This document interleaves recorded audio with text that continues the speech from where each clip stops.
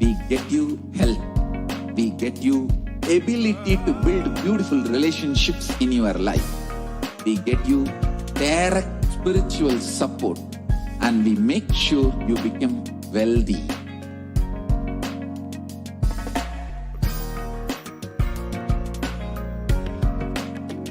We won't stop giving you just good life. We will literally not stop till you live enlightened life. Manifesting the state of Paramashiva, space of Paramashiva, powers of Paramashiva, being of Paramashiva.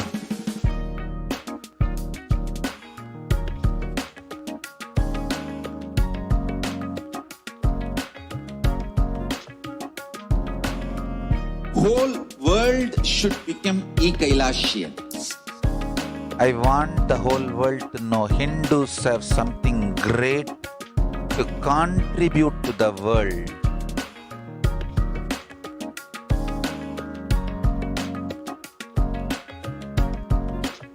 We have something great to contribute to the world.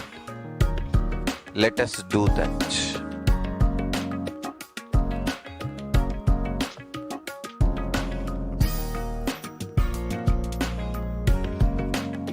Kailasa is proper customized spiritual service helping you to identify your root patterns of suffering. We have perfected the science of helping every individual from every cultural, religious, nationality background.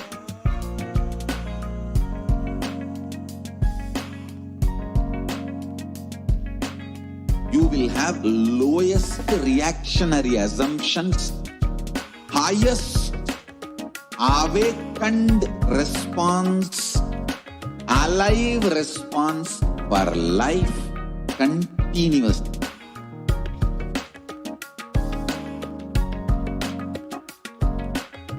Kailasa is enlightenment ecosystem, literally enlightenment itself in your own home, wherever you are.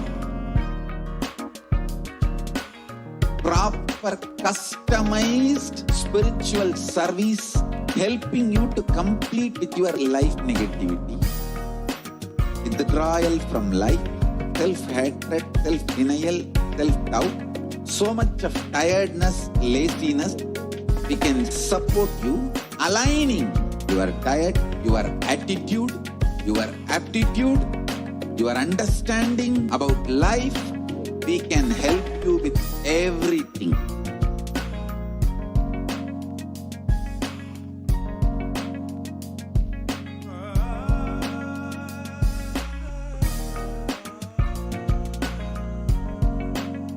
If you are interested in enlightenment, we will immediately bring this to you. If you are not interested, we will explain the whole science, inspire you, and make you interested in enlightenment science. We need to cater this enlightenment science to the whole world wherever they are, because enlightenment is the birthright.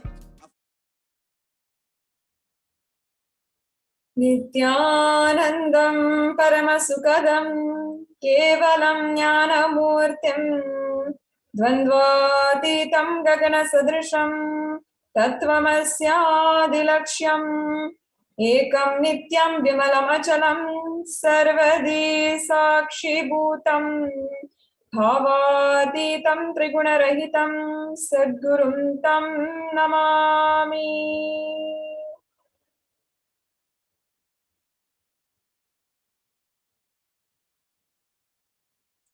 Nityananda, I offer my humble obeisance, my humble pranam at the divine lotus feet of the Supreme Pontiff of Hinduism, Jagat Guru Mahasanidanam, His Divine Holiness, Bhagavan Paramashivam.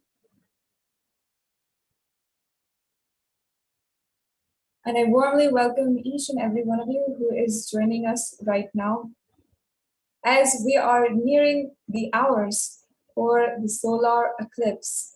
And one of the most intense events of 2021.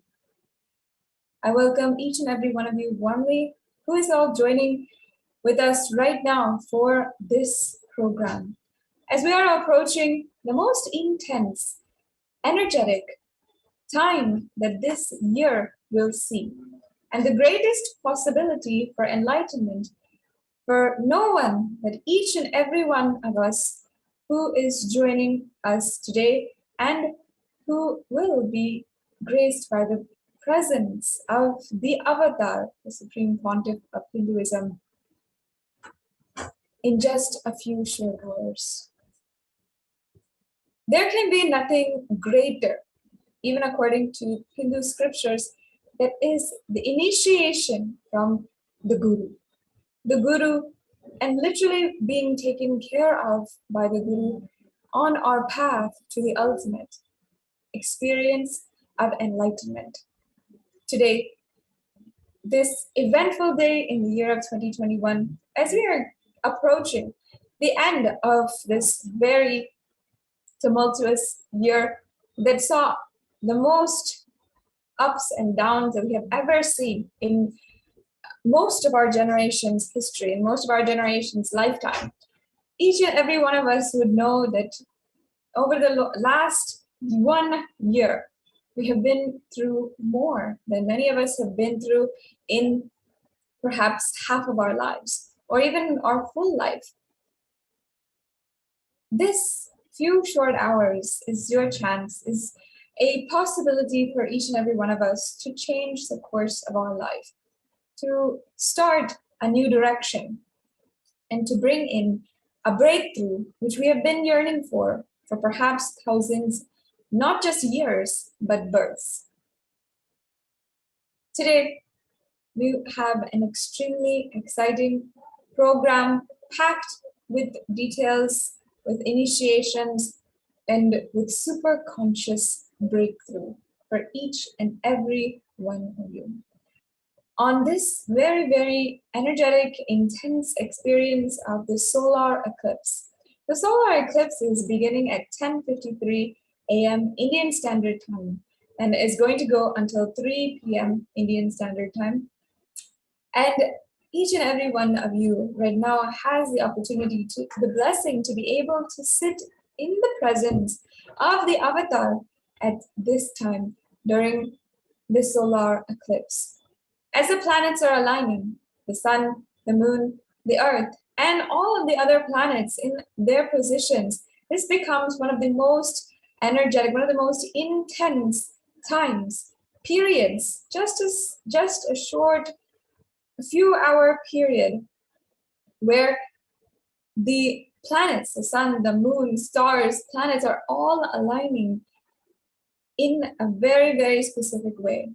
And it increases the possibility for enlightenment, especially when we sit in the very presence of the Avatar, a presence that attracts all good fortune, a presence that can literally wipe away one's past, present, future, literally with one swipe of his big toe, a presence that can heal people, that can bring back people from the worst kinds of diseases, that can transform the lives of so many millions.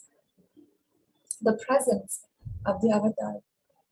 And for so many of us, we have seen an extremely stressful year in the last 1 year, whether it is one of the most heartbreaking attacks of disease in the largest populated countries across the world, or whether it is the natural calamities that are shaking each and every one of us, many of us moving us out of our homes, making us displaced, for many of us putting us into constant worry, constant stress, and building up a huge amount of negativity in our lives.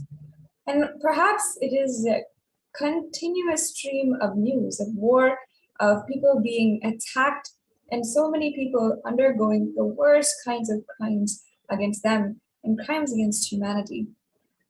No matter what, each and every one of us have probably seen more so in this year than we have in our entire lifetimes when it comes to perhaps negative news, when it comes to natural disasters, or when it comes to experiencing such deep lows in our life.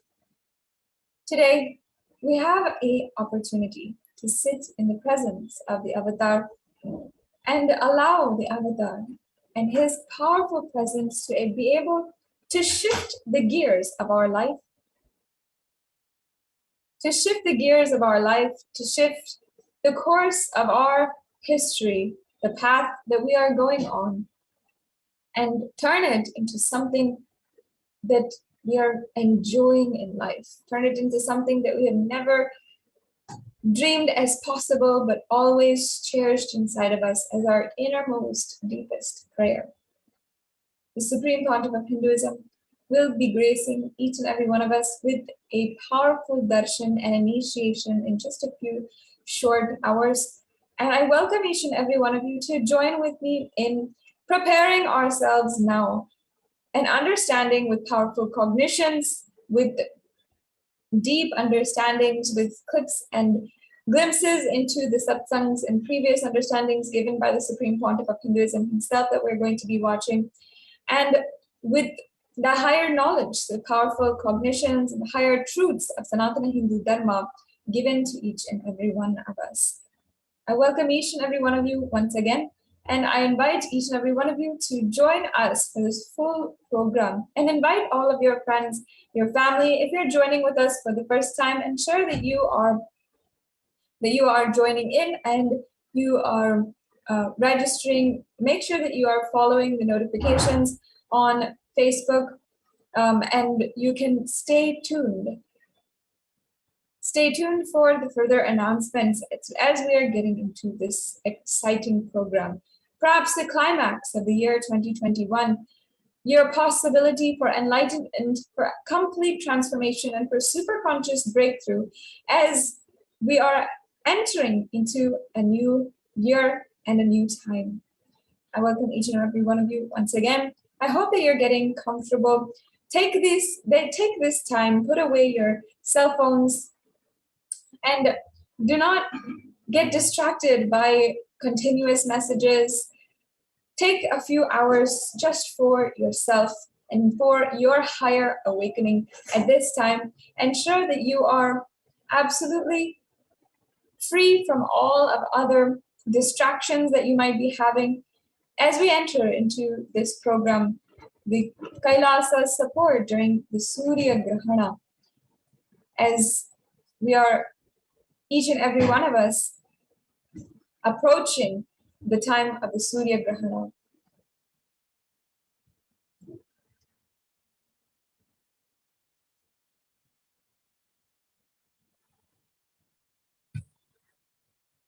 And let us begin today with what we will learn.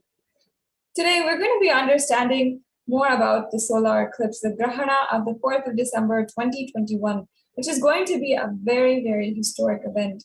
We're going to see the impact of the Grahana from Vedic astronomy and astrology, and we're going to be able to understand how we can empower ourselves today during this Grahana phase until 2022.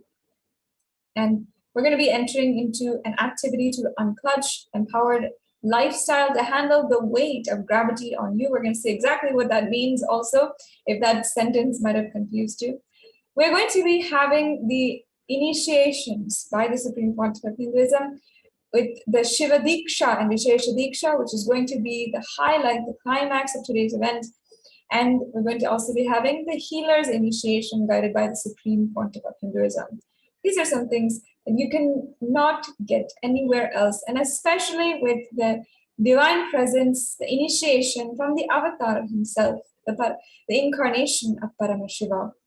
So don't miss out, and ensure that anyone whom you care about, whom you feel will benefit from this, and who you know is searching for this, is also tuning in with us right now.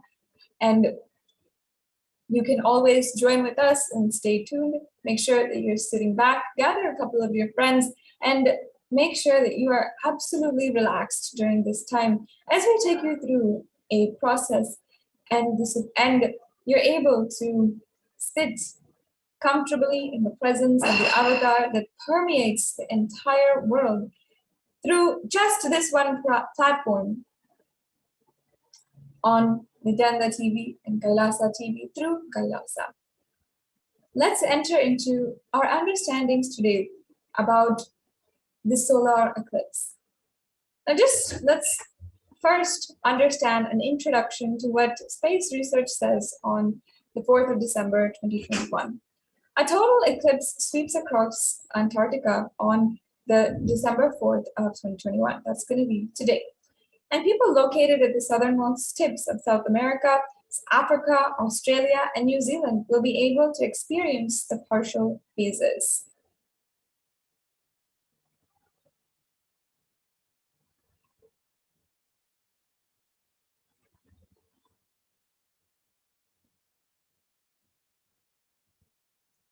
And the path of totality across the Antarctica within the dark blue acrid lines at the bottom of this map. The light blue lines indicate who will see the partial solar eclipse and the percentage. So you're seeing in this map exactly who the eclipse is going to be affecting and what it's going to show and who is going to be able to see it. We also have here a map of the various different signs and the event chart of the solar eclipse happening in New York. This is according to the latitude and longitude of New York.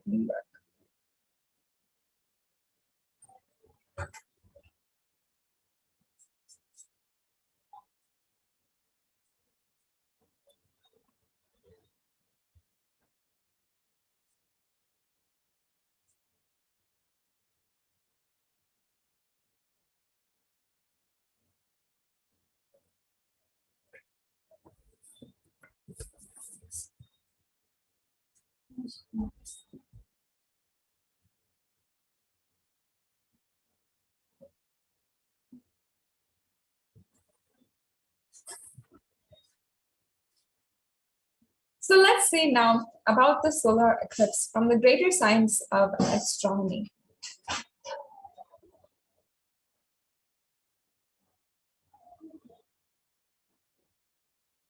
So the Tirukanita Panchanga method is the most accurate, precise way of calculating solar eclipse for all cosmic happenings. That is the Tirukanita Panchanga method.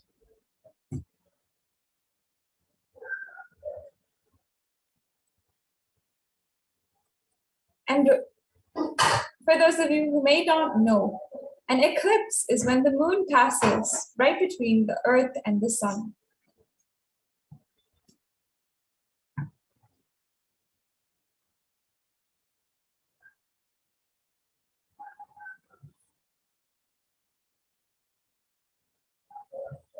And as you can see here, this is a diagram of how an eclipse happens and how where the moon's shadow will fall on the earth. So as you can see, we have the earth, the moon, and the sun. The moon exactly comes right in between the earth and the sun. And the shadow of the moon falls on the earth.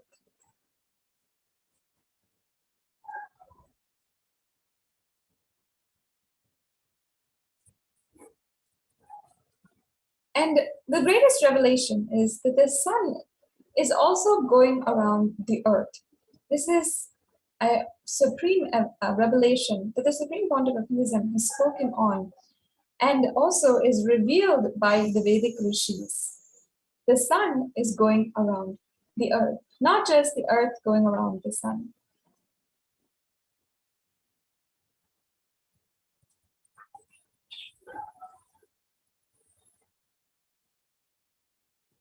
Swamiji beautifully says, you need to know how we measure reality. For example, you have the dream state, the waking state, and the other states.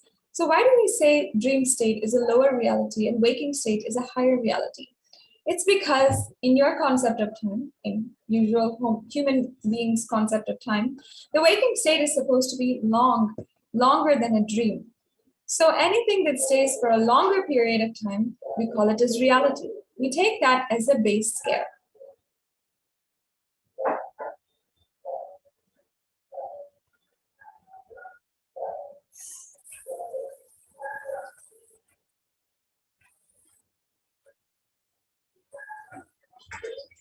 And if you see from this scale, for the Earth to go around the Sun, it takes only 1 year.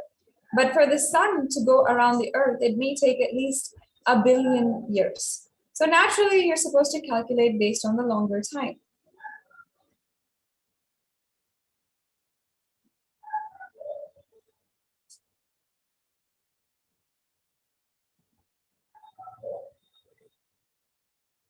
And if you see from the scale, for the Earth to go around the Sun, it takes only 1 year. But for the Sun to go around the Earth, it may take at least 1 billion years. Swamiji beautifully breaks down this revelation, how the Sun goes around the Earth, as well as the Earth going around the Sun goes around the Earth.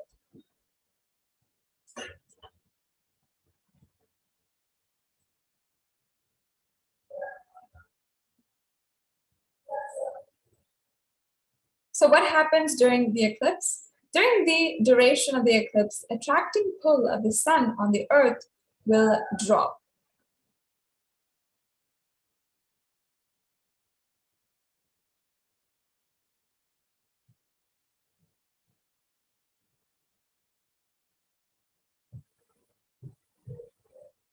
And the Sun's attraction is experienced as an attraction force or negative sign F to indicate direction of force moves the mass away from the Earth.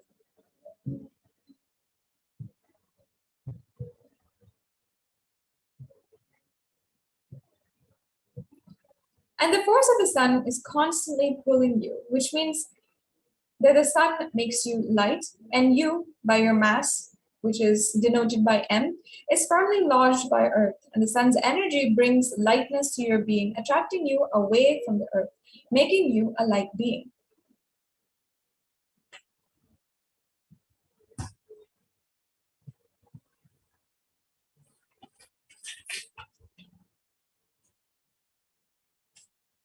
So the gravitation force of the Sun goes down, which means gravitation you are going to feel is constantly pulling.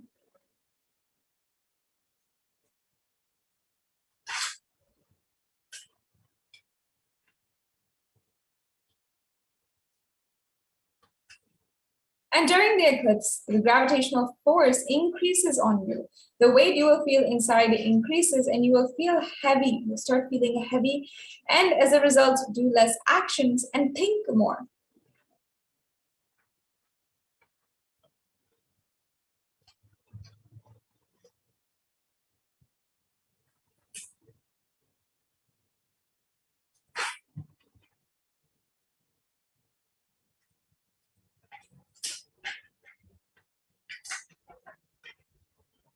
So this is a diagram exactly what happens during an eclipse. As you're seeing here, gravitational force on you increases, which makes the weight we feel inside increase. And then our inner space experience lightness going down. So the lightness that we naturally feel goes down, and then we experience more stress. More stress equals more thoughts, and more thoughts equals less action.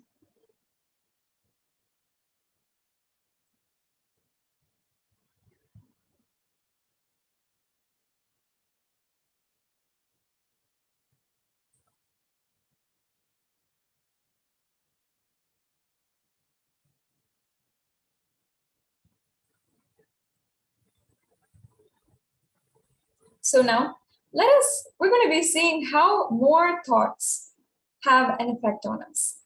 In this next segment, we're going to be seeing how about the solar eclipse, the Grahana on the 4th of December, and about the impact of the Grahana from Vedic astronomy and astrology, and how to empower yourself during this Grahana phase till 2022.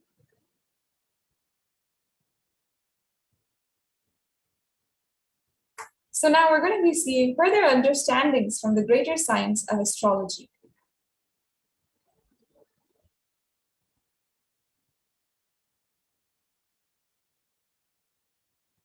The science of astrology helps to identify the effect of the position of stars and the knowledge about the movements of those stars on your inner space, your body, and the nature of this planet Earth. This is from the Patanjali Yoga Sutras discourse Swamiji has given called Love is Strength on the 14th of March in 2011.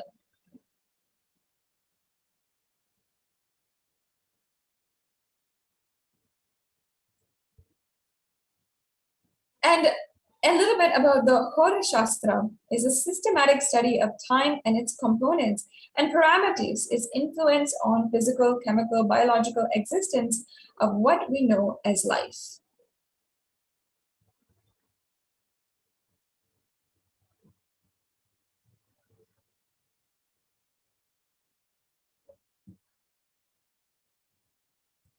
Here it says Jyotishyamayanam Chakshu, meaning Jyotish Shastra is considered as the eyes of Veda Purusha. From this, we understand that Vedic astrology is as old as Vedas.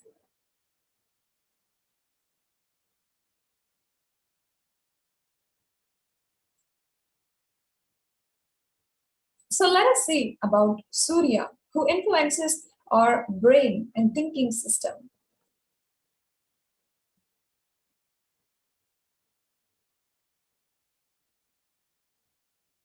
Astrology reveals a little bit about what is an eclipse.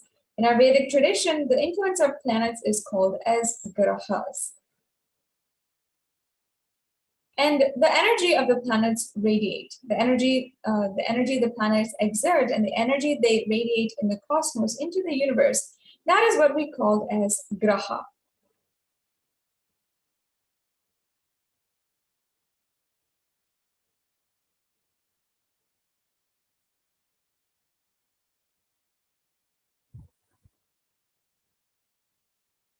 And astrology proves grahana. What is grahana?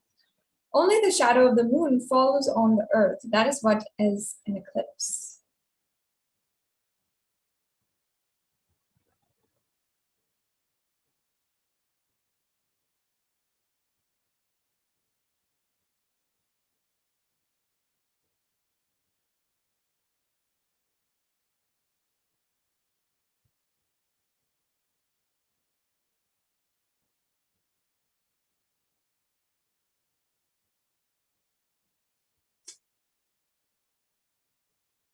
And during every eclipse, the Rahu's energy completely nullifies the energy radiated by the sun.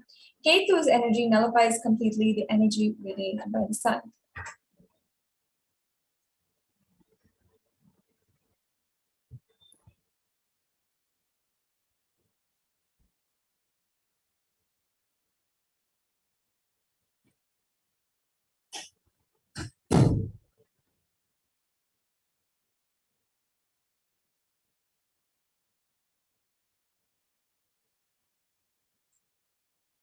Ketu will always lead you to a thought trend of expansion, and Rahu will always lead you to the thought trend of shrinking. So the greater science of Hinduism reveals that no energy and no effect of the moon reaches the planet Earth during the eclipse.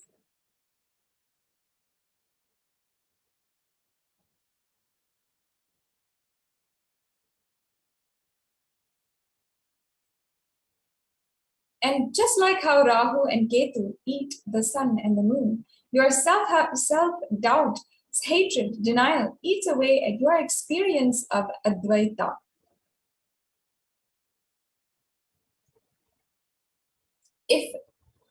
And how we can protect ourselves in these times?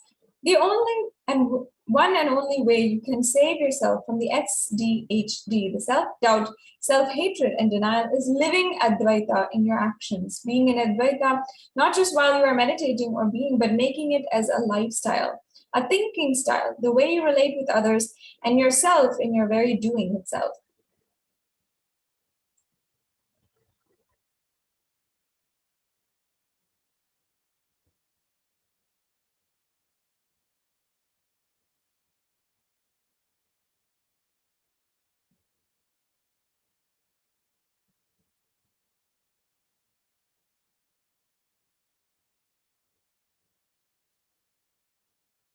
Now, how can we protect ourselves in these times? In every action, we infuse oneness, non-dual consciousness, the non-dual space, the Advaitic space of you.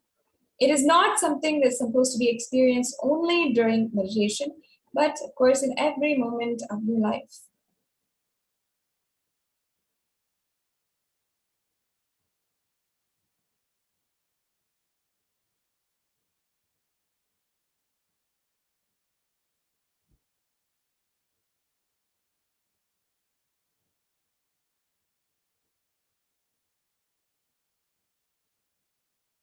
And there's a verse that says, Brahma Satyam Jagat Nitya Jivo Brahmaiva Na Paraha, which means the individual jiva you experience is nothing but Brahman. So whether in your being or in your action, oneness has to be radiated and lived and experienced.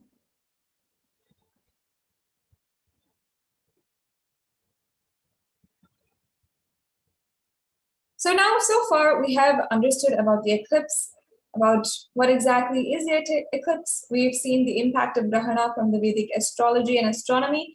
Next, let's see how to empower ourselves during this Grahana phase till 2022.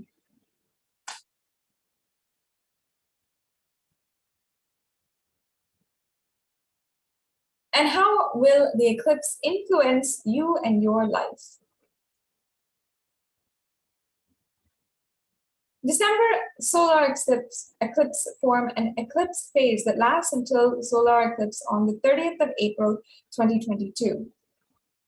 The destructive influence causing misfortune, violence, and sickness, more thoughts and feeling heavy.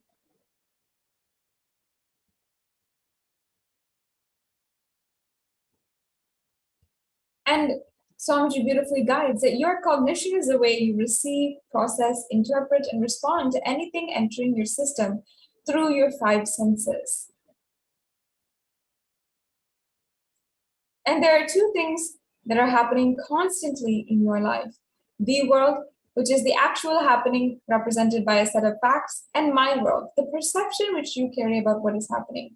It consists of your judgments, the labels, ideas, opinions, notions, interpretations, beliefs, experiences, expectations, and your memories as well. During the eclipse, the moment one incompletion is triggered by somebody, then you won't see the world anymore. You won't see the reality as it is. You will feel as if the world does not exist. Only my world exists. And that is what is meant by the phrase Jagat Mithya. What you perceive as my world is Mithya, illusion.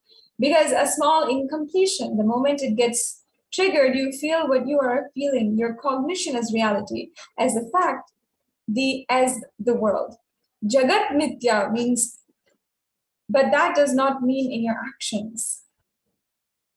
You will not radiate the truth of Brahma Satyam, divine alone is truth.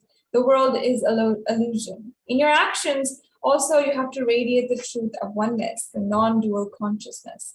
And that gives us an understanding why we should at this time ensure that we are aligning towards the Guru, making sure that we are always aligned to the one who aligns us to the reality of Brahma is the truth. He is the only reality. So now we've understood a little bit about how in this Grahana period we can empower ourselves with the great truths of Sanatana Hindu Dharma. So we'll be right back after a quick break and continue with today's program.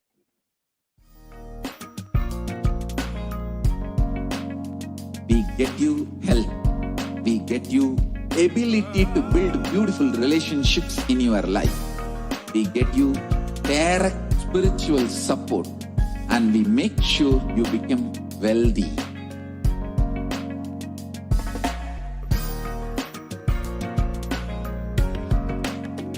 We won't stop giving you just good life. We will literally not stop till you live enlightened life. Manifesting the state of Paramashiva, space of Paramashiva, powers of Paramashiva, being of Paramashiva.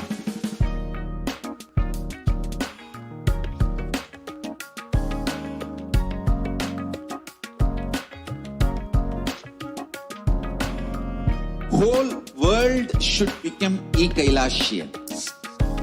I want the whole world to know Hindus have something great to contribute to the world.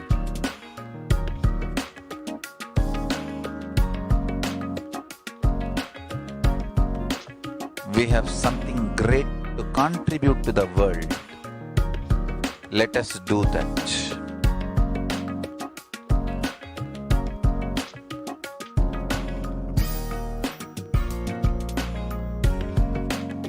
Kailasa is proper customized spiritual service helping you to identify your root patterns of suffering.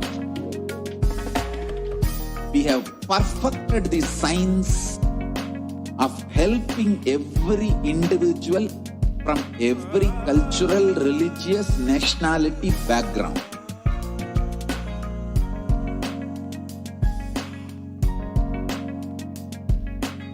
You will have lowest reactionary assumptions, highest awakened response, alive response for life continuously.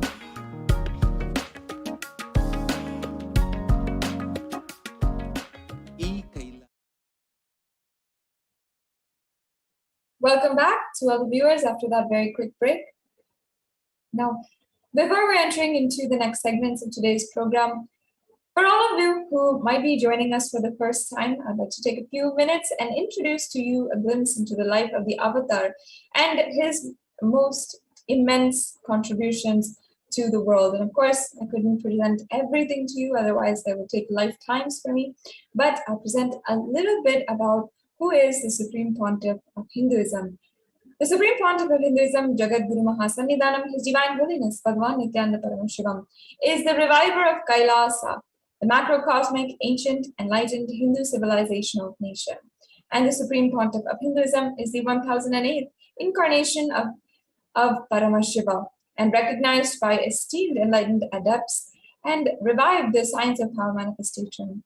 Today, the Supreme Pontiff of Hinduism is the present 293rd Jagat Guru Mahasannidhanam of the Kailashonata Shamala Pita Sarvagna Pitam, which is the oldest Hindu papal state in the monastic kingdom.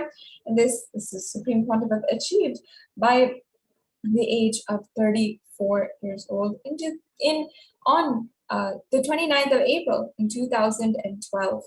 The Supreme Pontiff of Hinduism, after that, had began reviving the socio-spiritual activities surrounding Madurai Adinam, benefiting the whole city, the whole kingdom, including the temples, ancient heritages, some of the most ancient temples in the whole Tamil Nadu, which fall under the jurisdiction and fall under the rule of the Madurai kingdom. The Supreme Pontiff of Hinduism has also been declared as a successor of the Arunachala Sarvagna Pitam in 1994, when Supreme Pontiff of Hinduism was just 16 years old. And as well, the Supreme Pontiff of Hinduism has founded the mission of the Nityananda Sangha in order to revive Kailasa, the ancient enlightened nation, in the year 1999. And you can see here photographs from this extremely rare period in the life of the Supreme Pontiff of Hinduism. And as well, the Supreme Pontiff of Hinduism was declared, he had revived and founded the Adi Kailasa Sarvagna Pitam. And here you can see the Supreme Pontiff of Hinduism laying the bricks and consecrating the land for the construction of the whole kingdom of Adi Kailasa Sarvagna Pitam on the 4th of November 2002. And as well, the Supreme Pontiff of Hinduism is declared as the successor of the Bhagya Nagara Sripura Sarvagna Pitam.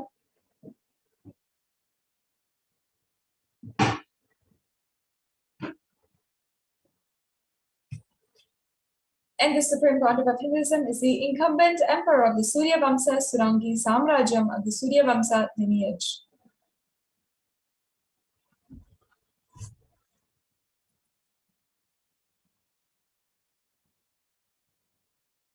And the reviver of the Adi Pallava Sarvagna Pitam from 2007.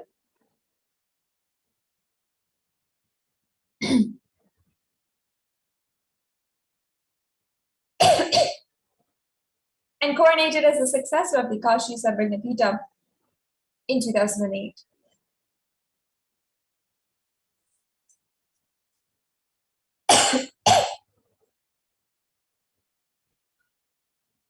And officially coronated as the Mahamandaleshwar, or the supreme spiritual head of the Mahanirvani Akara.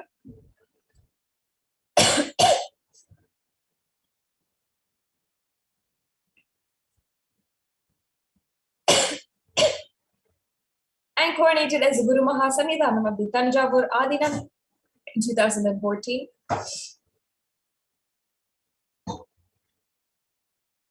And as well, the Guru Mahasanidhanam of the Tiruvarur Adinam, as well in 2014.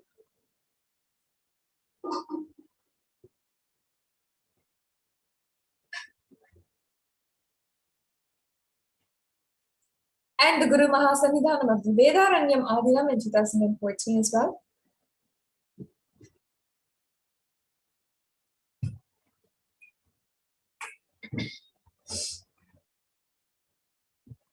And as well coronated as the Guru Mahasanidhanam of the Dharma Mukti Swargapuram Adinam at the age of 37 in 2015.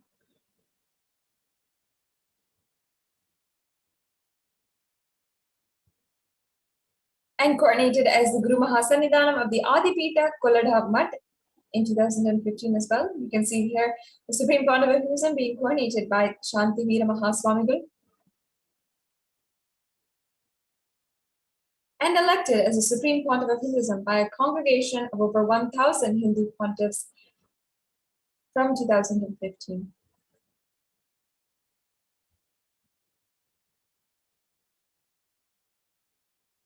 Today, the Supreme Pontiff of Hinduism is revered as the most prolific and most viewed guru in the digital world, read and watched by 1 billion plus followers in Hinduism. And leading the world's greatest digital Hindu nation with so many Facebook pages, Instagram channels, YouTube channels, Twitter channels, and web TV channels as well, in order to reach out and bring the knowledge of Sanatana Hindu Dharma to more and more people. And as well as Supreme Pontiff of Hinduism has contributed more than 27 years of humanitarian services and initiatives, including the Free Vegetarian Food Bank, medical services, natural disaster relief, women empowerment initiatives, conflict resolution, and peace initiatives, and sustainable Hindu practices through various international agencies and bodies. And as well, authored over 300 books and 10,000 articles in 3 languages, English, Tamil, and Sanskrit, which are translated into 50 further languages and over 1,000 titles.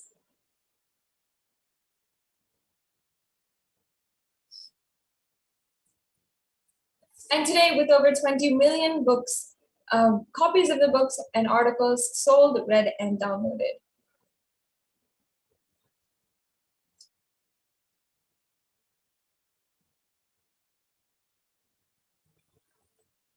And established the largest Hindu library with over 1 million books, 1 million palm leaf scriptures, and over 20 million digital books.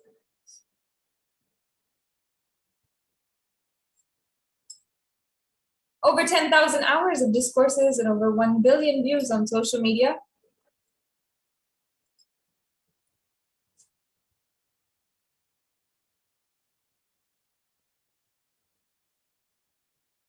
And respected as a commentator of all sacred scriptures, such as the Upanishad, the Bhagavad Gita, Shiva Sutras, Yoga Sutras, the Ashtavakra Gita, and the Jain Sutras.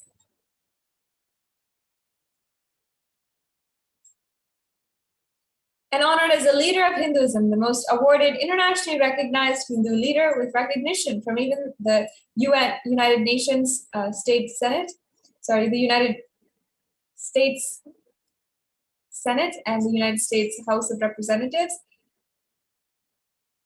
and claimed as one of the top 100 spiritually influential personalities by Watkins Mind, Body, Spirit magazine.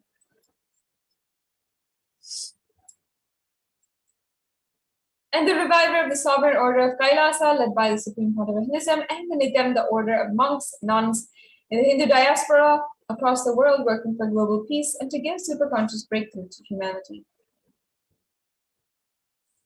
And the establisher of the largest Hindu university in the world with satellite campuses in 150 countries.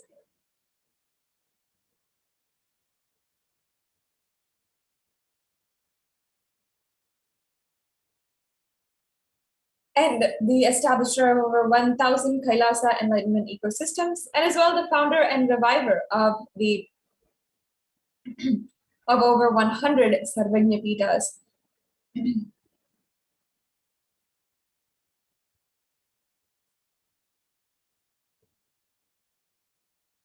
And that is just a glimpse into the work of the Supreme Pontiff of Hinduism. If you'd like to know more, if you'd like to explore further into his entire life, you can go to nithyanandapiya.org, where day by day, the Supreme Pontiff of Hinduism has literally been able to work continuously, hour by hour. And all of the photographs, all of the evidence, the publications that happened, the interviews that took place, the sharings of the devotees, everything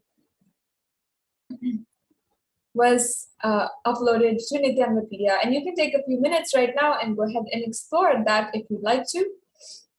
The Supreme Pontiff of Hinduism, Bhagavan Paramashivam, recognizes the 1008th living incarnation as Sanatana Hindu Dharma, and by his predecessors of the enlightened masters and adepts, revives the most ancient and most peaceful, most still living and long-lasting demonstrable system that shows the possibility of peaceful coexistence amongst people.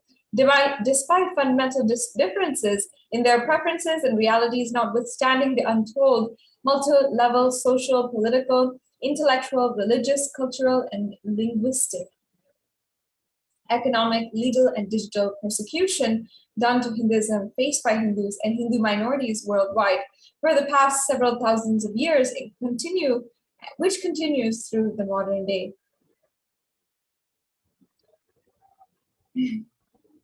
And the Supreme Pontiff of Hinduism revives the science of blissful living. This photograph is from the year 2001, one of the earliest photographs that we have recording the work of the Supreme Pontiff of Hinduism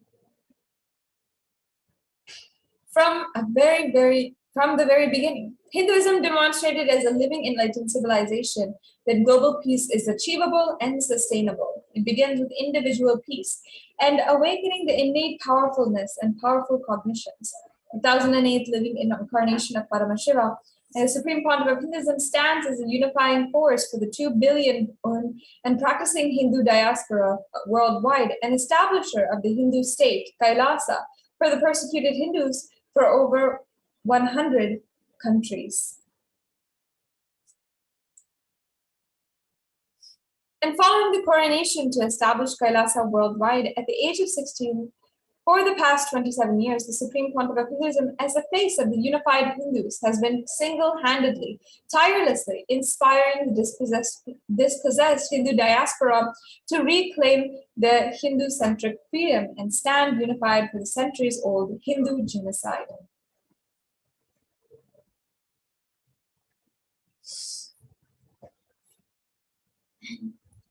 And enriching one life at a time. Kailasa, as a nation with de facto spiritual embassies operating across 100 countries and having presence across the globe as the largest spiritual knowledge source on Hinduism, spirituality governed with the life-positive, all-inclusive, universal policies sourced from Sanatana Hindu Dharma and revived by the Supreme Pontiff of Hinduism.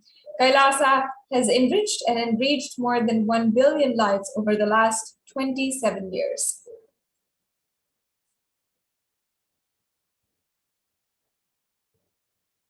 And here you can see some of the de facto embassies of Kailasa. You can see some of the facts, including 22 Hindu universities, 186 extended campuses of Nityananda Hindu University, 242 Nityananda Gurukuls, 22 Nityananda Gnanalayas or libraries, 38 temple monastery complexes, 2,175 Paramashiva Senas Shakas, and 1,898 youth centers, 19 kingdoms, 25 e-Kailasas, 18 1,898 ASP centers, 120 temples, 5,334 healing centers, 22 feed banks, 12 animal shelters, 34 satsang temples, 418 Paduka mandirs, and 2,175 satsang centers. These are all the examples of the de facto embassies of Kailasa. Supreme Pontiff of Hinduism has had immense amount of, has himself been able to download, imbibe the powerful cognitions of the science of astrology from Arunagiri Yogeshwara, who initiated the Supreme Pontiff of Hinduism into Jyotisha, and as well Swamiji's own guru, the yoga guru, who had imparted the knowledge of yoga to the Supreme Pontiff of Hinduism in order to revive that ancient knowledge for the whole world, had trained Swamiji, the Supreme Pontiff of Hinduism, into the Surya Siddhanta as well.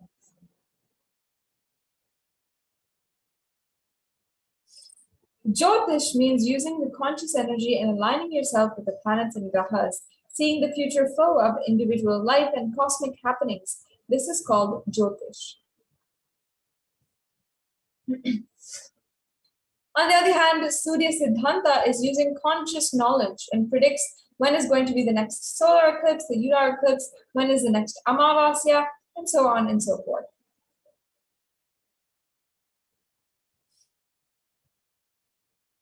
And the Jyotish is like a mathematical based education, more like building the almanac or the Panchanga. The Supreme Pontiff of Hinduism beautifully recalls his Surya Siddhanta training, or the time that he imbibed Surya Siddhanta from Raghupati Yogi. Swamiji says, my guru used to in charcoal and chalk piece both, he will draw the different planetary positions and star positions. From the house, he will get the kollumavu, which is a rice flour, and he will take that, the colored powders, which used to be making rangoli, and he will make. And this Swamiji continues, my gurus, they will write the numbers, worship that number, and reveal the great principles to me. Not only that just by worshiping that number, they will manifest powers.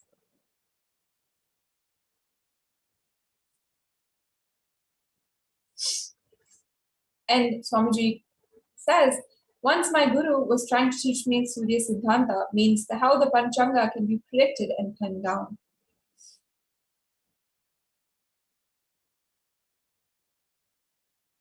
He was trying to show how the sun is the center and the earth moves around the sun, and the sun and the moon is around the earth, and the whole structure, including the sun, moon, and the whole thing is also moving.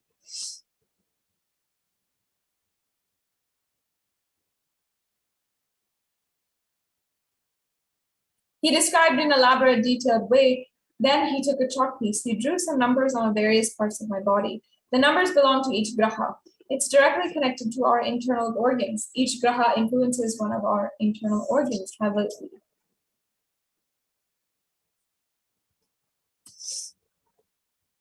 Swamiji then says, and he drew the numbers on my body, and he drew that same number on external floor, explaining how when those grahas change, when the stars move, regular cosmic happenings like Amavasya, Purnima, how those things should be predicted or calculated. It's more like a calculation. It is not even a prediction, but its influence on the humanity needs to be predicted. Its influence on the individual's lives needs to be predicted.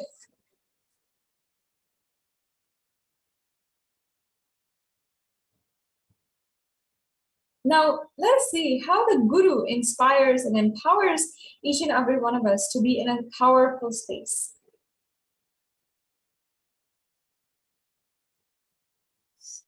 If you are feeling sick of all of this, and if you think, let us go for some other option, what is there, if not here, somewhere else, then you are possessed by Rahu.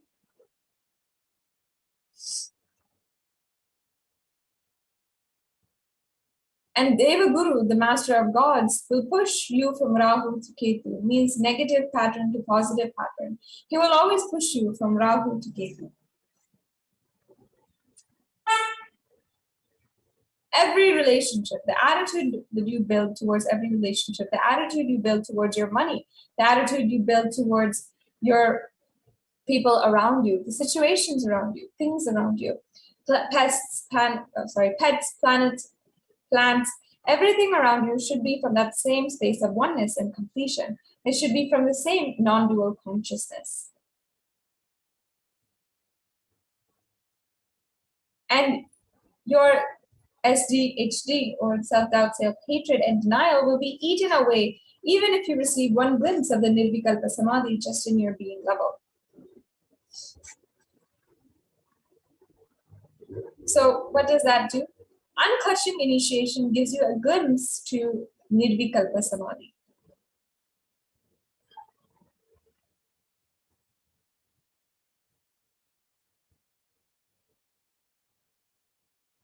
And here's a quick check to just see if you are in Nirvikalpa Samadhi.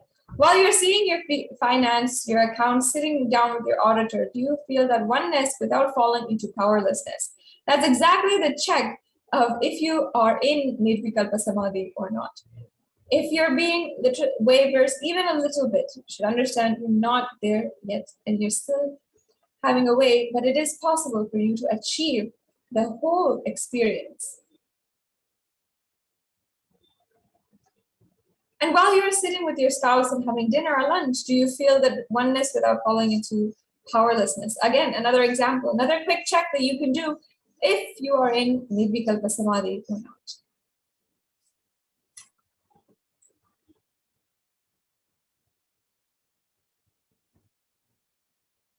And another quick check, when you're sitting with your team and discussing your corporate strategy, your office strategy, does your consciousness be established in the oneness and non-duality without falling into powerlessness?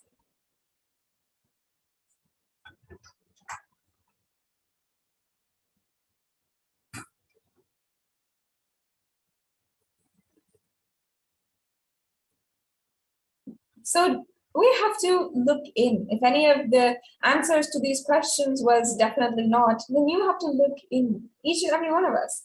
Just your back pain disappearing is not the result of Advaita. All the pain which you have hidden in your back should disappear. Not just your back pain disappearing, all the pain which you have put in your back have to disappear.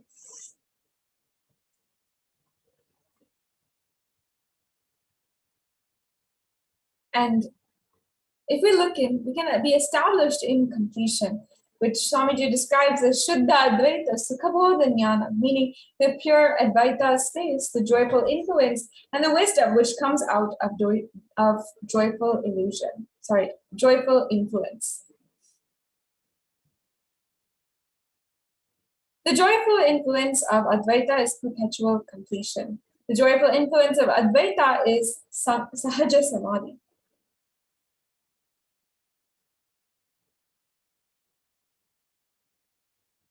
Your SDHD, is the biggest enemy. Biggest Rahu and Ketu, who swallows the sun and the moon.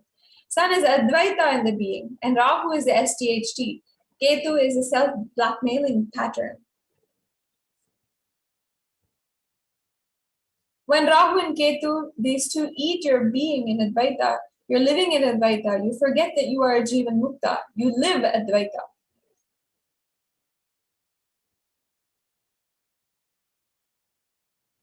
And the Rahu and Ketu for Vedic tradition is all of the lifestyle patterns which has strengthened our SDHD. The Makala is education which took away our clarity about Advaita, the colonial mental setup.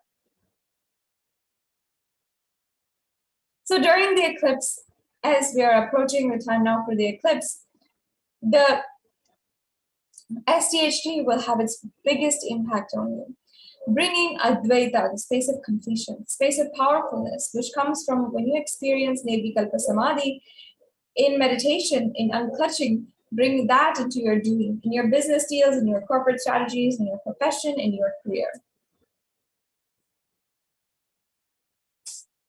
And whether you are a housewife or a homemaker or a lawyer or engineer, spiritual leader or political leader, whatever you are doing, bring the being of non-dualness inside of you.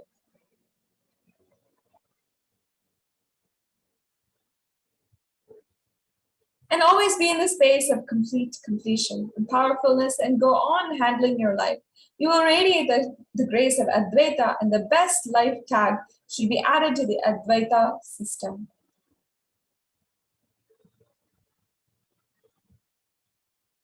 The whole thing can be nullified by just one energy, that is the constant performance.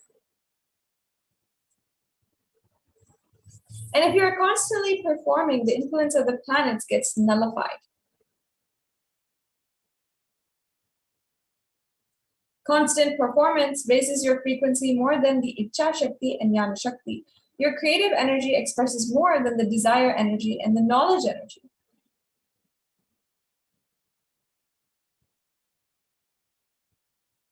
And all the 9 planets impact only your Ichcha Shakti and Jnana Shakti, your desire energy and your knowledge energy, untouched from your creativity, from desire and knowledge, and push it independently, whether you feel like performing or not.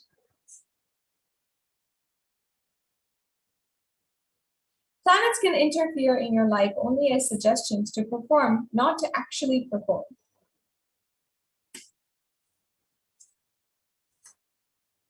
And when you ignore them and you start performing anyway, suddenly you will reach a space where planets can no more affect your lifestyle. Internalizing the necessity of short-term performance puts you completely in tune with Ketu. Even one small act, like making coffee or tea in the morning, should connect with the directly fulfilling your life's mission of enlightenment. If you make this tea, your body will be awake. You will be in a continuous ajapa. You'll be in awareness, and you'll be moving towards enlightenment.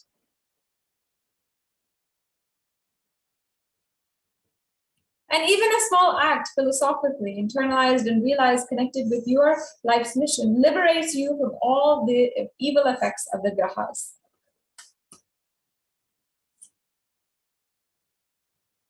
Now, we'll be entering into an activity that we can do for this, and we'll be right back with you after a quick break.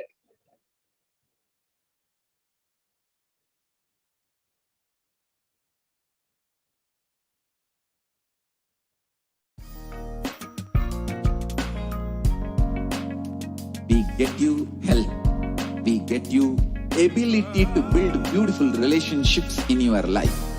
We get you direct spiritual support, and we make sure you become wealthy.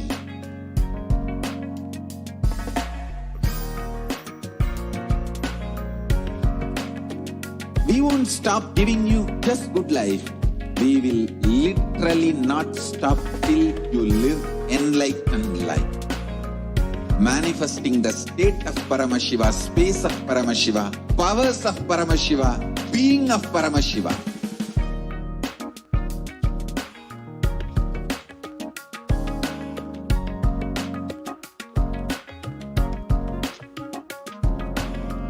Whole world should become Kailasians. I want the whole world to know Hindus have something great to contribute to the world.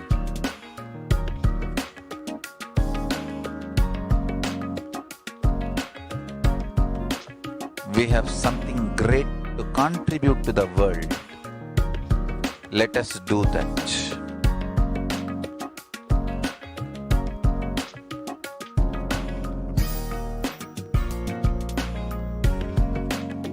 Kailasa is proper customized spiritual service, helping you to identify your root patterns of suffering.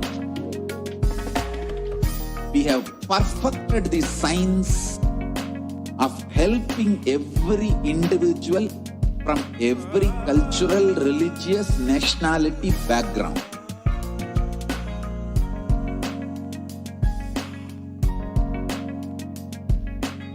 You will have lowest reactionary assumptions, highest awakened response alive response for life continuously.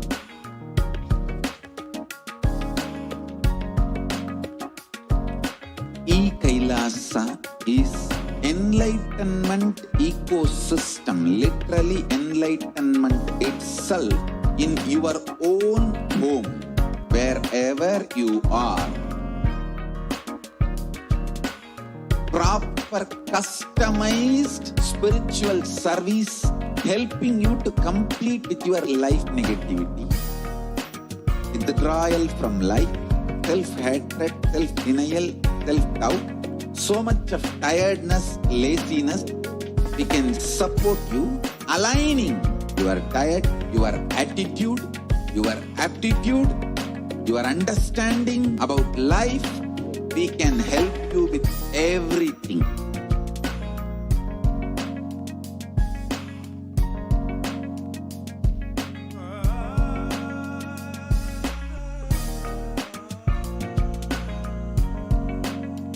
If you are interested in enlightenment, we will immediately bring this to you. If you are not interested, we will explain the whole science, inspire you and make you interested in enlightenment time.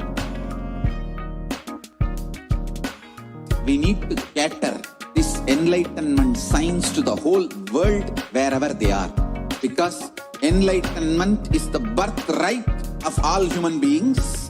Kailasa is responsible to provide that to all human beings.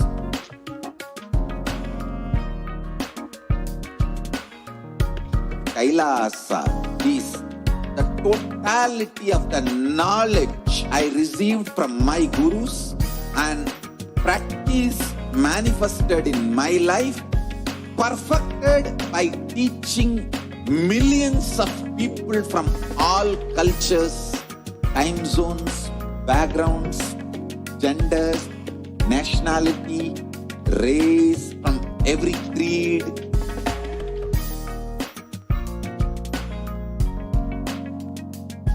So this absolutely perfected knowledge available to you, served to you in your home, without even you moving out of your couch, free of cost.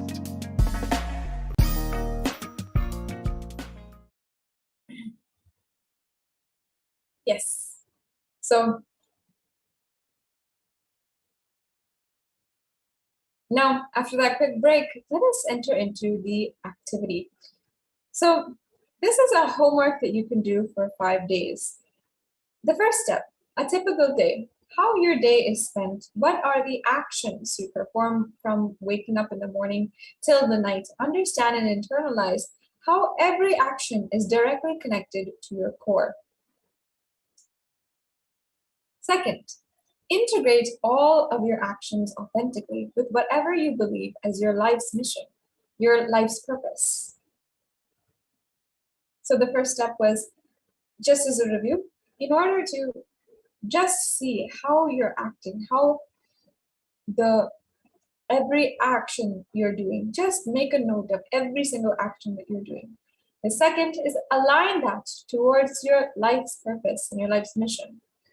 The third, the moment you realize philosophically that you making tea in the morning and drinking it is in alignment with your purpose of your life, the next day you will start naturally thinking how better you can make tea.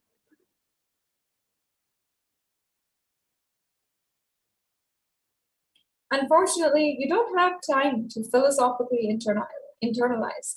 Morning, you sit and shout at your subordinates and get beatings from your boss. This is the action for short-term performance. And how can this activity actually help you? People who can philosophically internalize understand the necessity for short-term performance build long-term values. Let me repeat that. People who can philosophically internalize understand the necessity for short-term performance build long-term values. Long-term values means building a beautiful mental pattern, right? Mental pattern to go on living. This is what Swamiji calls as Shiva. Go on living. no death for you, no question of shrinking. Only Guru and Ketu, no Shukra and Rahu. When only Guru and Ketu are there, when you are centered on the Guru and Ketu, Saturn, Shani becomes your servant. Sun and Moon become your eyes, the vision. Mangala, Angaraka becomes your lifestyle. Buddha becomes your body, your very earth on which he is operating. And the idea of short-term performance and long-term value creation. These two have two different things because neither have intelligence nor have patience to internalize every action's reasons.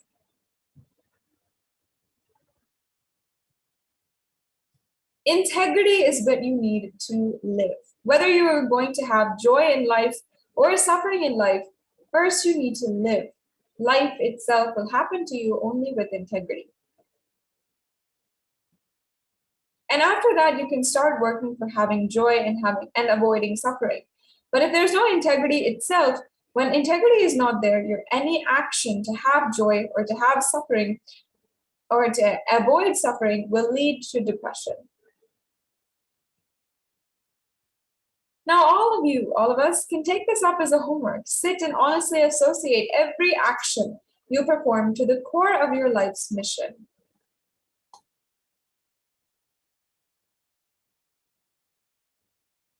And if you can honestly connect and you are able to believe that every action for the short-term performance is directly connected to your long-term values, you will not only be blissful inside, your performance will just explode.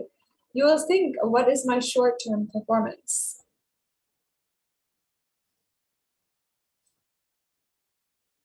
When the direct connection of the long-term value creation is not there, not only is your short-term performance not there, you become cunning. You start cheating on life. When you cheat on life, when you cheat the teacher, you lose knowledge. When you cheat the husband, you lose secured old age. When you cheat with anybody, you lose that part. And when you cheat on life, you lose life itself. Integrity is your life. The word you utter, the commitment that you make is your life. And you have to die to keep up to that. Even if you die, nothing is wrong. You will live. Cosmos will remember you only as your integrity. Your integrity is the only impact you create on the cosmos, nothing else. Life will remember you only based on your strength and the strength of your integrity, nothing else. The very frequency of your life is decided only based on the strength of your integrity, nothing else. And whether you're physical, health, your mental, conscious, spiritual, everything is based on just that one truth, integrity.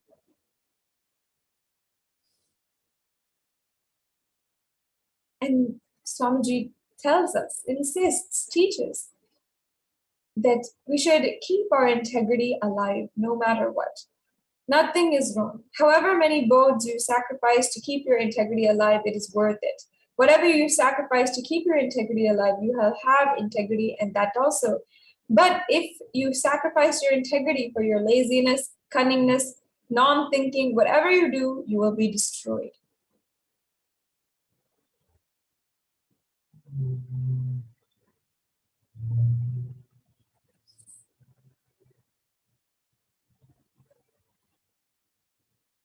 Now let us get ready to prepare ourselves for the powerful initiations by the Supreme Pontiff of Hinduism.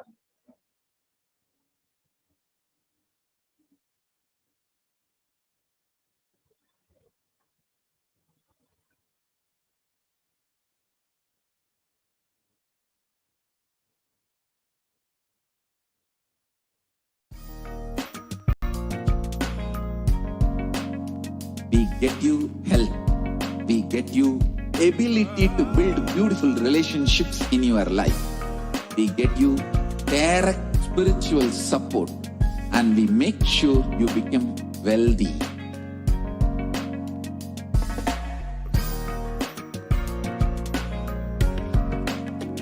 We won't stop giving you just good life. We will literally not stop till you live enlightened life.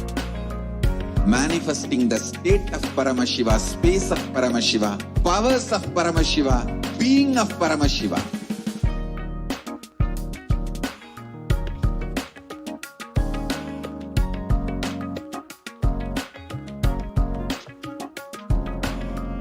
Whole world should become Kailasians.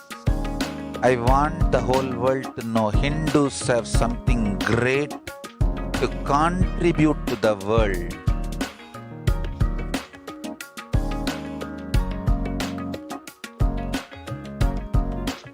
We have something great to contribute to the world.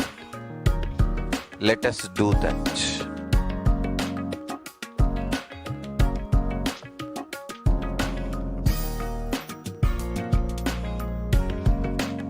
Kailasa is proper customized spiritual service helping you to identify your root patterns of suffering. We have perfected the science of helping every individual from every cultural, religious, nationality background.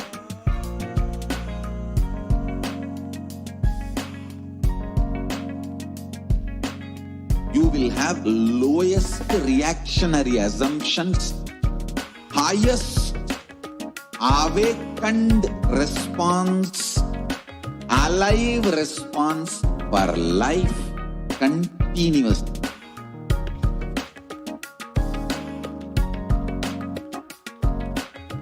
Kailasa is enlightenment ecosystem, literally enlightenment itself in your own home, wherever you are. Proper customized spiritual service helping you to complete with your life negativity.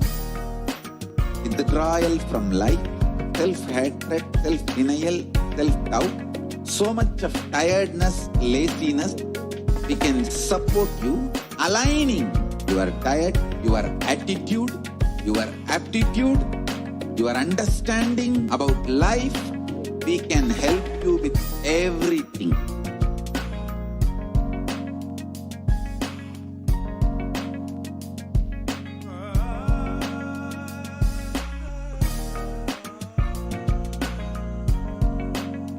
If you are interested in enlightenment, we will immediately bring this to you. If you are not interested, we will explain the whole science, inspire you and make you interested in enlightenment time. We need to cater this enlightenment science to the whole world wherever they are, because enlightenment is the birthright of all human beings. Kailasa is responsible to provide that to all human beings.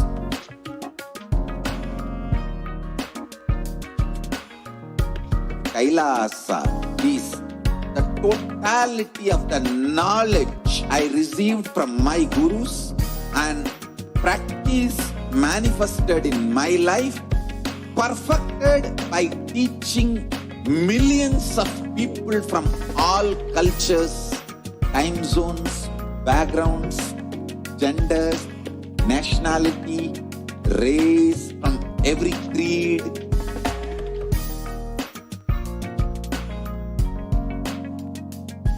So this absolutely perfected knowledge available to you, served to you in your home without even you moving out of your couch, free of cost.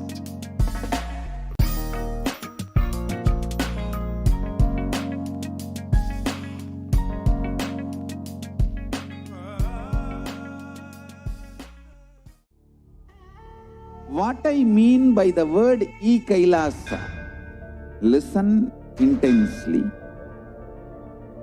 Enlightenment ecosystem, literally enlightenment itself in your own home, wherever you are. If you cannot come to Kailasa, it's okay. Kailasa can come to you. Kailasa coming to you is E-Kailasa.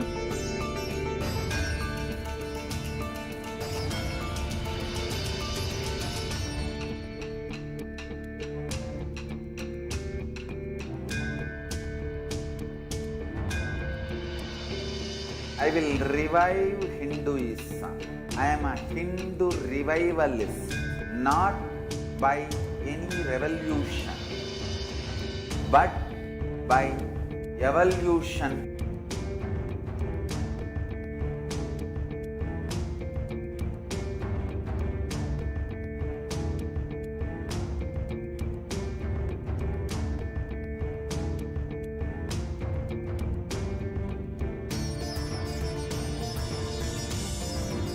And setting model communities.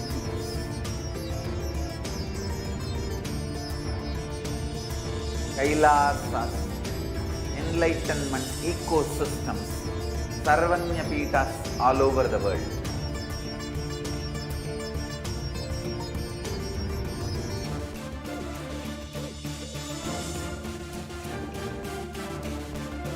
All powerful cognition, knowledge, only when you live, power manifestation and possibilities manifestation happens.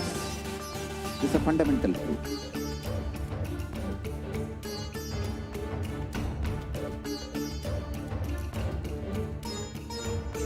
Hinduism cannot live exclusively as one. Nityananda, welcome back to your viewers. Hope all of you are getting ready to receive the unclutching initiation. We will be blessed by the Supreme Pontiff of Hinduism with the unclutching initiation shortly. So let us prepare ourselves to receive this initiation. Unclutching is the ultimate spiritual truth, the method to upgrade your consciousness, raising your inner space.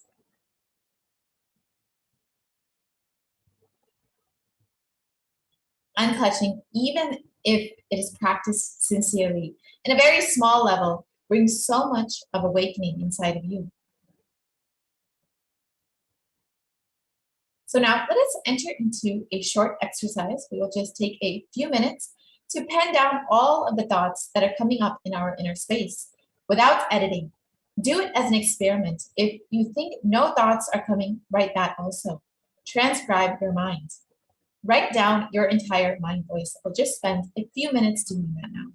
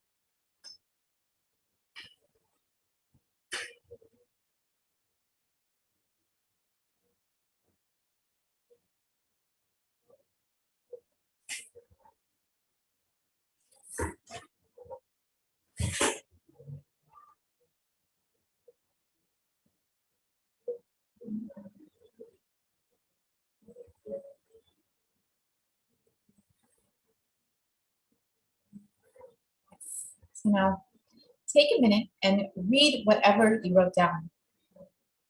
What do you realize from all of this?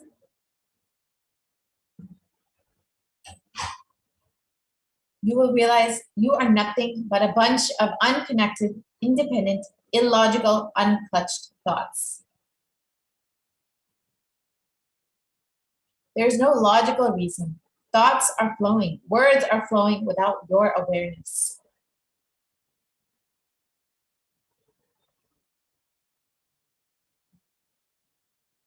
First illusion. You are not aware, but constantly we believe that we are aware.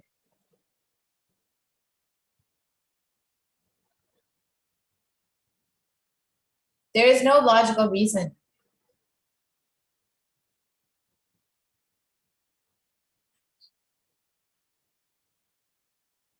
Yes. So let us understand a small example of how we are unaware of our thoughts, but we believe that we are aware.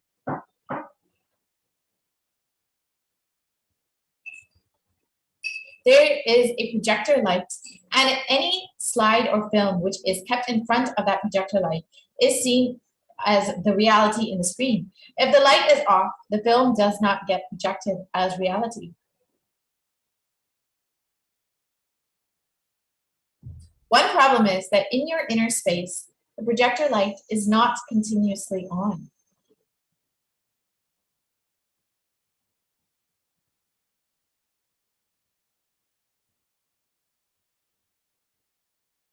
You need to understand your life is the totality of all the thoughts moving in front of you.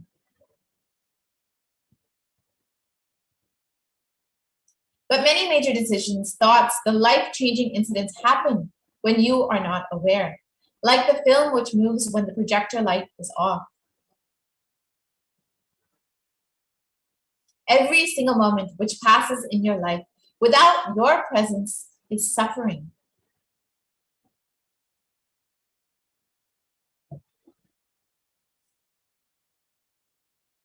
This is the pain shaft. Very rarely you create a joy shaft. Usually you collect only all the suffering related incidents and create a shaft. Create a connecting idea and think your life is nothing but suffering. Anything you start believing, you will collect more and more experiences and arguments to strengthen that belief. Once you believe your life is a long pain shaft, you will just be waiting to pick up only the painful incidents and elongate that shaft.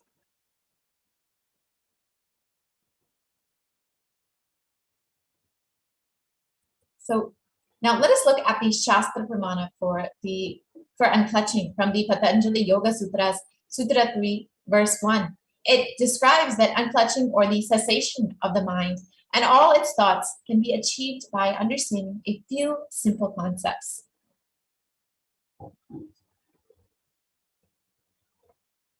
And the Apta Pramana, which is also from the Patanjali Yoga Sutras, describes interpreting based on past conditioning leads to misconceptions or wrong understandings.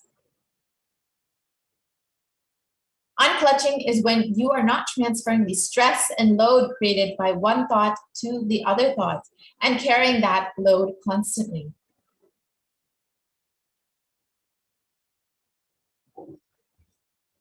Unconsciously, you will try to strengthen the belief, but consciously, you will try to break that pain shaft. Second illusion that you believe is that neither you can break the pain shaft nor you can add to the joy shaft because both shafts do not exist. It is just your memory. Thoughts are like a fish tank water bubbles, which are coming in a fish tank. And between every bubble, there's a gap. Because the gap is too small, we think it's a stream.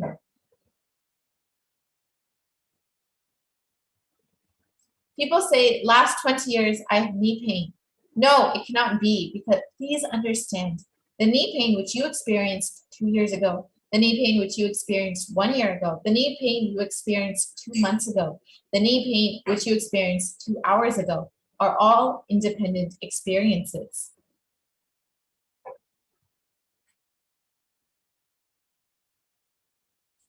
Undigested past is a load. Digested past is a strength. The good news is your opinion about life as a pain shaft or as a joy shaft will only stay as long as you are unconscious, not when you are aware. Understand, no two thoughts are responsible for other thoughts' existence or disappearance. The illogical, independent, irresponsible, unconnected, unclutched thoughts.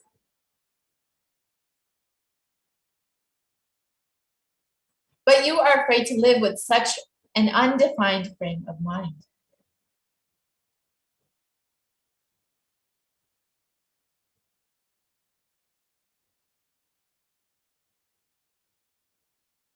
All you need to do is stop clutching and making a shaft. One important truth, even if you want, you can't catch and possess your suffering. Because your suffering will also be replaced by different thoughts.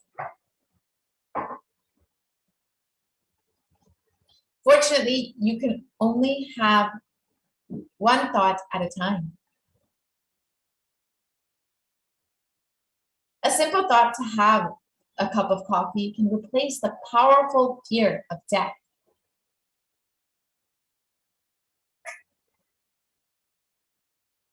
If a thought can be made to leave your system once, it can be done again and again.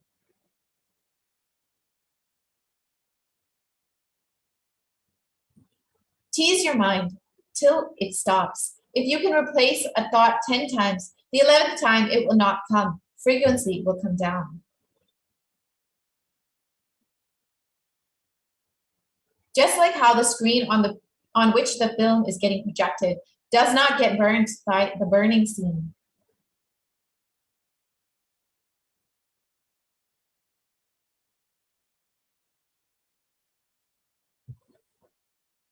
Fortunately, you have a pure inner space that does not get corrupted, polluted, possessed by the flowing of thoughts.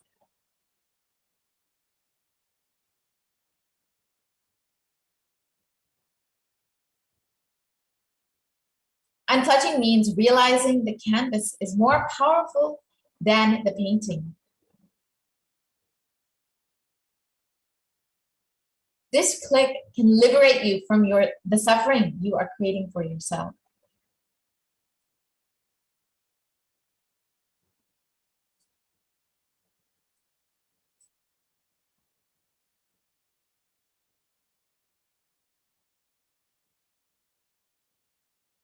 All you need to do is stop creating suffering for yourself.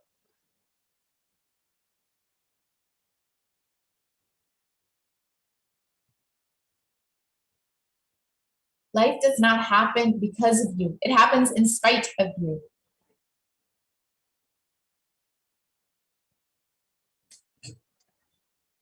If you have the power to bring a new thought, you have the power to drop the old one as well.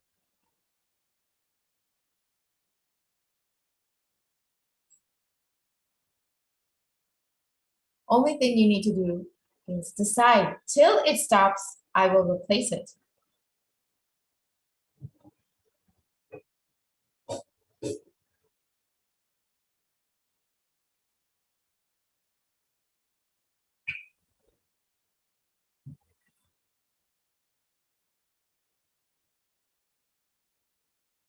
Just realize the shaft that you believe exists does not exist. That's all. Rest in the unclutched awareness, the nirvikalpa samadhi.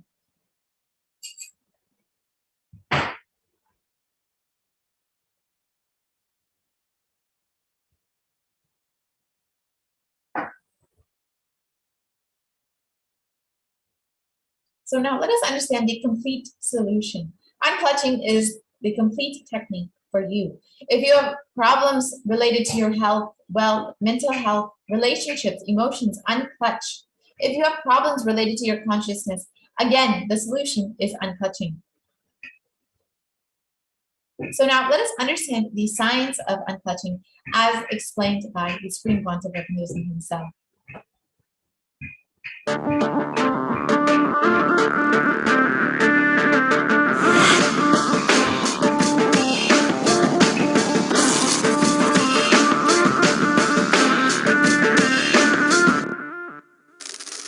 The brain is the organ which controls our whole physical being. Once our brain has been imbalanced, it will then transmit that imbalance throughout the whole body. Thought forms are pure energy that have the ability to influence people and everyday events in life. According to science, Our brains generate an electromagnetic field which may be measured such instruments as an encephalograph. This electromagnetic field is generated by the brain every time we think, and as our mind is never still, we may be compared to perpetual power generators. Fear produces nervous disorders. Anger produces headaches and violence. Confused thoughts produce congestion and ill health. Depression causes cancer, tumors, mental diseases, and lowering of the immune system, causing death through own willpower. Our thoughts generate intricate energy patterns which can be detected by sensitive equipment and seen by clairvoyant individuals. These energy patterns are known as thought forms. Surprisingly, thought forms are shaped by the thoughts themselves. Each of us creates hundreds of thought forms every hour and release them into the environment. Although we cannot see them, the thought forms have as real an existence as any other form of energy. Most people can sense others' thought forms, and a continuous energetic exchange happens between people, about which we are usually unaware. This also explains why we sometimes take a sudden liking or dislike to a certain person directly on meeting them. We just catch their vibes. Unclutching is a guide for equanimity and enlightenment. Thoughts are like bubbles in a fish tank. Just as bubbles in a fish tank rise from the bottom, our thoughts also rise in the same manner. When one bubble comes and reaches the surface of the water, the next bubble starts and the third bubble starts. Because the bubbles are rising at high speed, they look like a continuous stream. But our mind is not a continuous stream. There is always a gap between two thoughts. Like the bubbles, we also experience a neutral space between two thoughts. This neutral space between two thoughts is our original state, the pure silence. It is a state of pure consciousness, the state of God. Since the gap or the neutral space between two thoughts is too small, we think all thoughts are connected and form a shaft. But there is always a gap between two thoughts. In the forest of northern India, the hunters trap the birds using a trap. They tie a rope between two trees. The rope is the shaft that we create by connecting two thoughts. In the middle of the rope, they secure a wooden stick. The stick is our mind. The rope is tied at the midpoint of the stick. When a bird comes and sits on the stick, the bird's own weight turns the whole stick upside down. It turns topsy-turvy. The moment it turns upside down and loses its sense of balance, it feels totally shaken and tightens its grip on the stick. It simply holds onto the stick as if its life depends on it. Similarly, we connect thoughts and form a shaft out of it and live in the fear that if we drop our mind, we might be lost. We might lose our identity. Because it is hanging upside down, it thinks, if I unclutch from this stick, I will fall and die. Is similar to the fear that if we start trusting that we are unconnected, unclutched, independent and illogical thoughts, we might be lost. If the bird lets go and relaxes, it may flutter to balance for a moment or two. When it leaves the stick, maybe for a few seconds, it will fall, but then it will adjust itself and start flying. In the same way, we hold on to whatever we think is our identity and security, our education, our mind, our life, our relationships, or our bank balance. Ultimately comes to remove the stick that is our identity. Just like the bird, we don't realize that if we drop our mind, at that moment we can become a Paramahamsa. That very moment we can be liberated.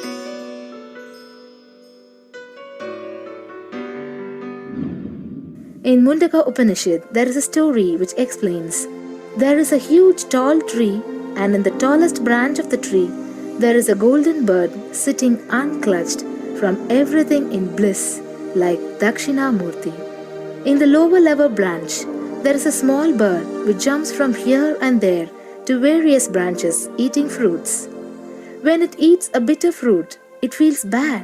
Whenever she eats the bitter fruit, she sees the bird which is looking above silently like Dakshinamurti and feels why I should not be like that bird. But unfortunately, when the same bird, when it eats tasty fruit, it forgets the bird sitting above it. In the same way, she keeps battling between branches, eating bitter and tasty fruits again and again. One day, as a small bird flies up higher, and as it reaches near the golden bird, it realized that he and she are the same. There is no difference between them both and realizes her original state. The small bird realizes that she also can be in the same state of the golden bird and become a Paramahamsa. This moment, trust yourself. Don't bother about losing your identity. Just trust yourself and let go of your identity. You will immediately become a Paramahamsa and be liberated. All you need to do is to trust that you're unclutched. Dropping the conclusions you can't be transformed is unclutching.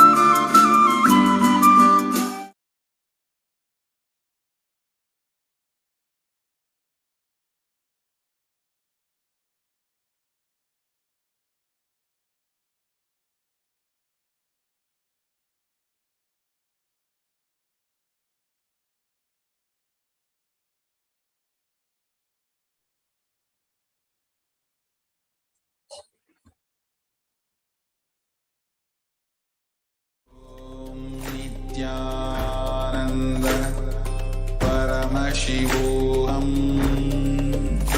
Om Nityananda Paramashivam. Om Nityananda Paramashivam. Om Nityananda Paramashivam. Om Nityananda Paramashivam. Om Nityananda Paramashivam. Om Nityananda Paramashivam. Om Nityananda Paramashivam. Om Nityananda Paramashivam. Om Nityananda Paramashivam. Nityananda, and welcome back, dear viewers, on this an important day of the solar eclipse. During the time of the solar eclipse, the Supreme Pontiff of Hinduism is going to be blessing us, showering us with 4 very, very, very special initiations. The initiation into unclutching, which we just got a brief introduction into. Next, we are going to be introducing you about the very traditional initiation as per Sanatana Hindu Dharma, which is the Shiva Diksha level 1, also called as Samaya Diksha. This is an initiation directly from the source scriptures of Hinduism, which is the Agamas. So today we are going to, the next initiation that we are going to be introducing you to is the Shiva Diksha level 1 initiation, also called as Samaya Diksha. So let us understand the context behind this initiation. Our inner space is like a software which decides how our life will be. Right? It is our inner software which decides whether I'm going to be happy, sad, joyful. Now, building the inner space on powerful cognitions, truths, understandings about you, the world, and life, you can become enlightened, manifest powers, and powerful cognition. So the entire game here in the life is building the rich inner space with powerful cognitions. So the Shiva Diksha is all about shifting the way you function from powerless cognition to powerful cognition. At any point in your life, whatever happens, you just lost your job, or somebody is not feeling well, or things are not going as expected, whatever it may be. How are you responding to life? How are you reacting to life? What does your inner software tell you to do? Does it tell you, oh, you're a failure, things are going to be like this? Or does it tell you, you know what, this is also a milestone to your success. This is also a stepping stone to your success. So use every stone thrown at you as a beautiful flower garland and build a beautiful temple for yourself. That's how the Supreme Pontiff of Hinduism's life has been exemplary. Nothing can disturb. As Swamiji says, if you come along with you, if you don't come without you, if you oppose in spite of you, the Supreme Pontiff of Hinduism continues to enrich the world, keep on contributing to humanity. So that is the way we are supposed to be. That is our natural state. However, sometimes we feel powerless, sad. So the entire Shiva Diksha is all about shifting your inner space from feeling powerless to feeling powerful. Now, this is a reference directly from the Agamas, where the Diksha, it talks about the significance of the Diksha. The Diksha bestows the state of the ultimate. It says, Dhiyate jnana sadbhavaha kshiyante pashuvasanaha danakshapana samyukta Diksha te neha kirtita Dhiyate jnana sadbhavaha Pakshiyate cha malatrayam Danakshapana dharmitvat sadikshyetyabhigatyate. The translation says, that action which bestows enlightenment destroys the three impurities, the bondages of the self, Anava Mala, Karma Mala, and Mayika Mala, feeling belittled karmic baggage and the forgetfulness of one's original state is called Diksha, which bestows liberation. It is called so because it gives enlightenment and also takes away the bondages. So this is a direct reference from the source scriptures of Hinduism on the importance of Diksha and how it removes the impurities. And there is also a direct reference from the Soma Sambhuk Paddhati, which is basically a manual written based on the Kamika Agama delivered by Bhagavan Paramashivam himself. And therefore, Soma Sambhuk Paddhati is also considered the Shastra Pramana. So the 12th and the 13th verses of Soma Sambhuk Paddhati says, Dvivideyam dvirupapi pratyekamupajaayate eka kriyavati tatra kundamandala purvika manovyaparamatrena yasa jnanavati mata yittam labdhabhikarena Dikshacharyena sabhyate. So here, this verse from the Soma Sambhuk Paddhati, which is a manual written based on the Kamika Agama, the 12th and the 13th verses say, Diksha, which is classified as Sadhikara and Viradhikara, is of two types. The way the Diksha is given is of two types, the Kriyavati and Jnanavati Diksha.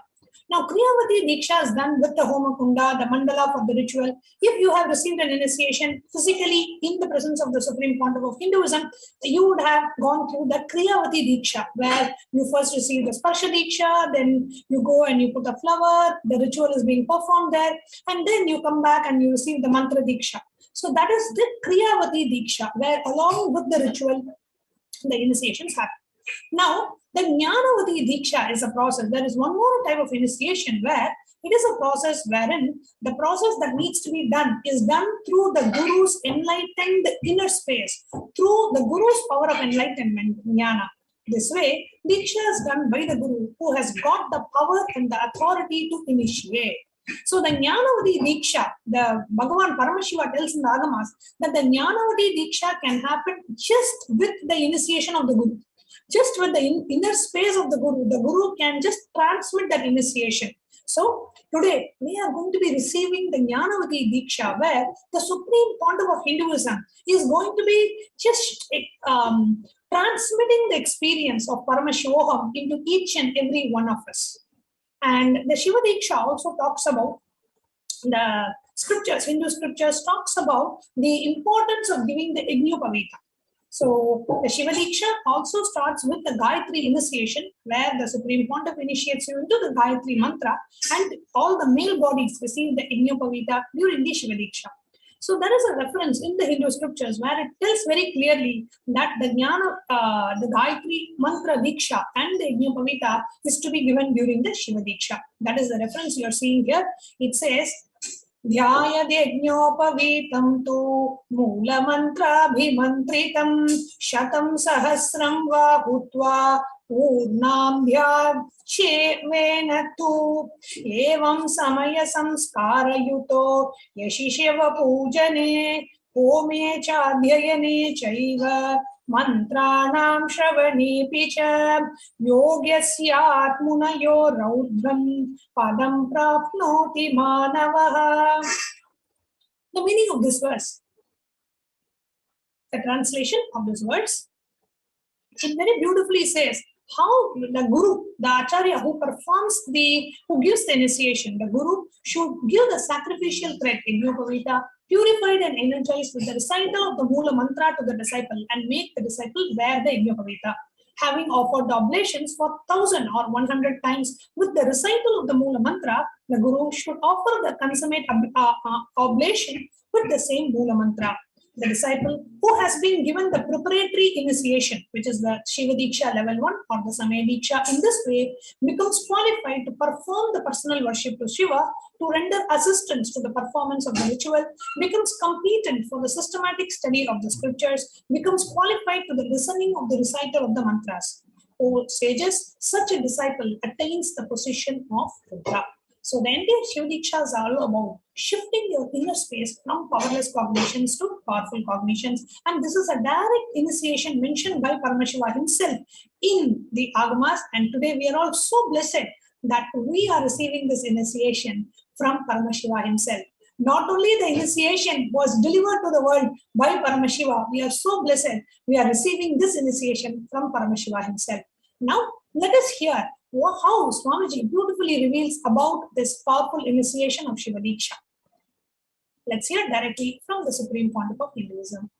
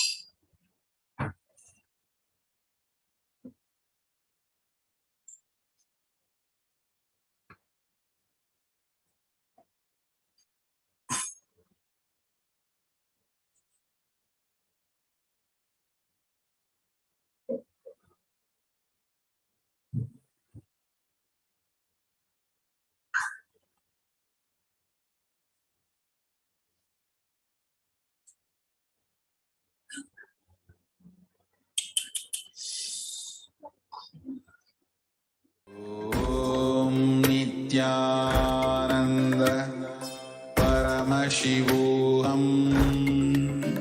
Om Nityananda Paramashivam. Om Nityananda Paramashivam. Om Nityananda Paramashivam. Om Nityananda Paramashivam. Om Nityananda Paramashivam.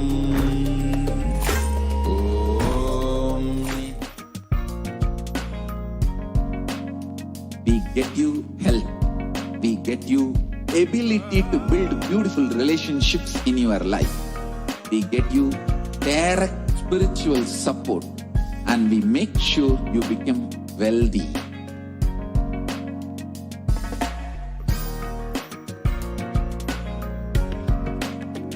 We won't stop giving you just good life.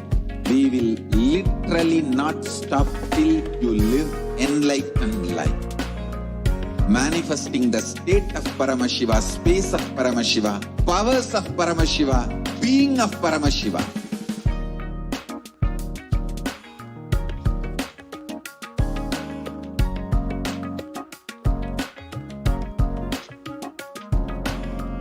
Whole world should become Kailasian.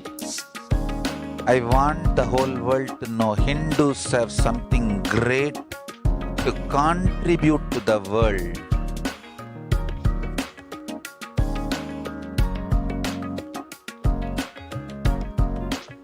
We have something great to contribute to the world.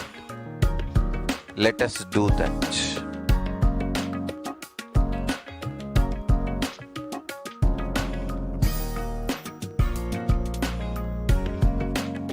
Kailasa is proper customized spiritual service helping you to identify your root patterns of suffering.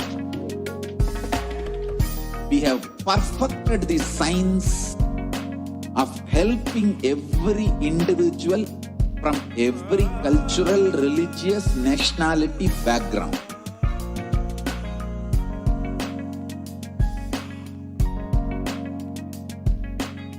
You will have lowest reactionary assumptions, highest awakened response, alive response for life continuously.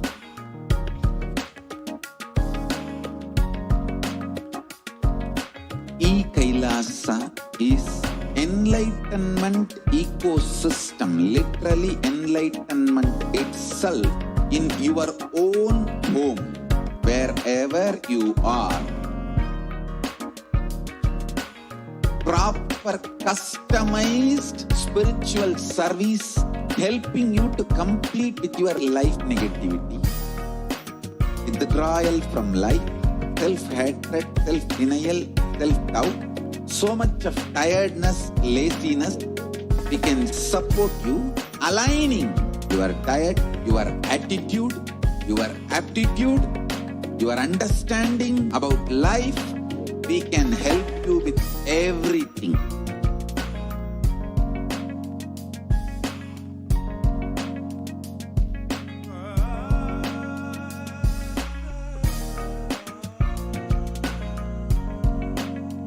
If you are interested in enlightenment, we will immediately bring this to you. If you are not interested, we will explain the whole science, inspire you and make you interested in enlightenment science. We need to cater this enlightenment science to the whole world wherever they are, because enlightenment is the birthright of all human beings. Kailasa is responsible to provide that to all human beings.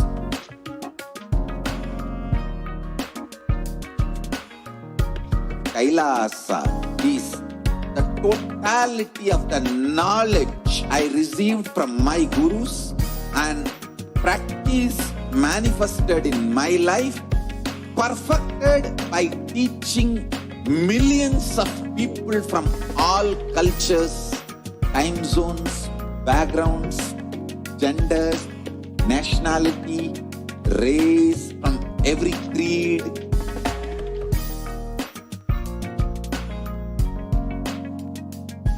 So this absolutely perfected knowledge available to you, served to you in your home without even you moving out of your couch, free of cost.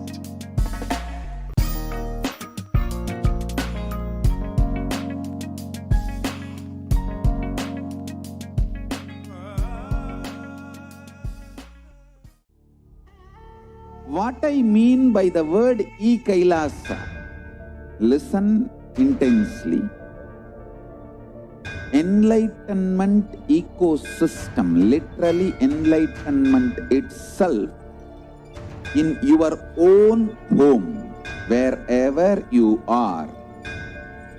If you cannot come to Kailasa, it's okay. Kailasa can come to you. Kailasa coming to you is E-Kailasa.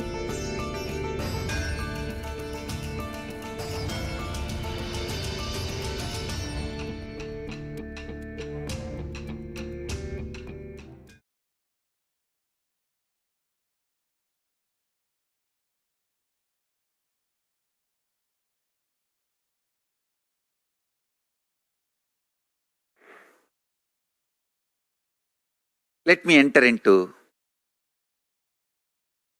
Sivadiksha.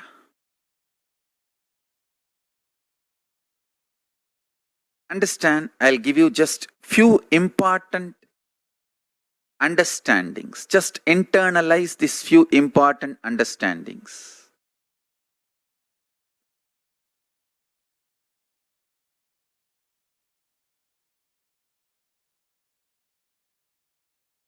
Our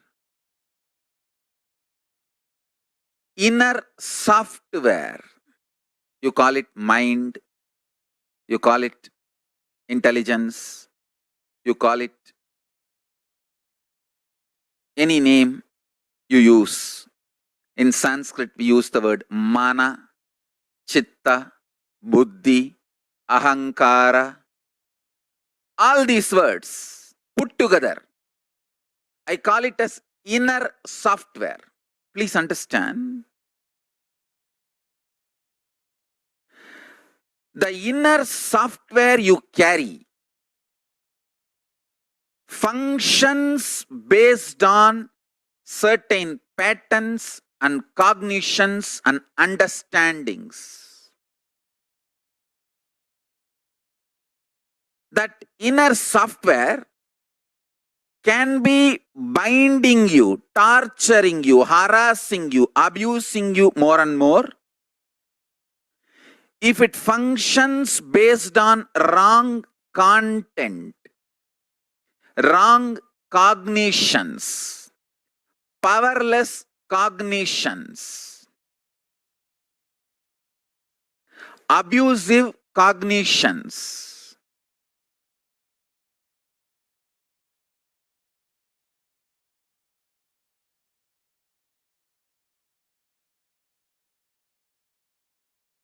If that inner software functions based on powerful cognitions, right cognitions, intelligent cognitions, it can liberate you. Understand?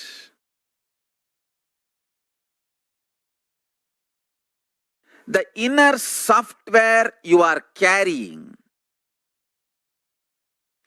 if that software functions on the right programming, powerful cognitions, it can liberate you and make you manifest powers and make you enlightened.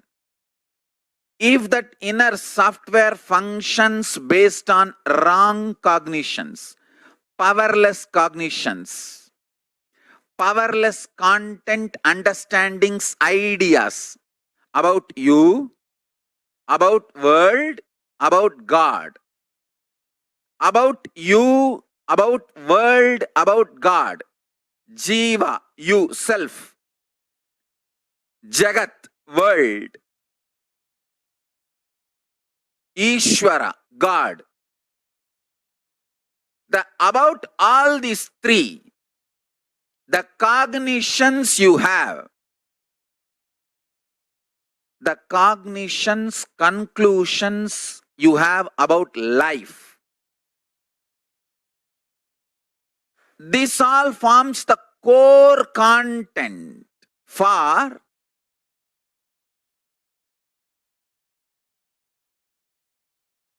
your inner space. If your inner space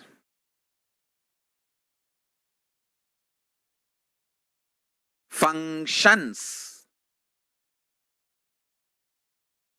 out of powerless thought currents, ideas, cognitions, It can suffocate you, it can torture you, it can destroy you, it can make you powerless, it can do anything. If your inner space starts functioning with a powerful cognitions, right understandings about self, world and God, not only you can become enlightened, you can start manifesting powers. Understand?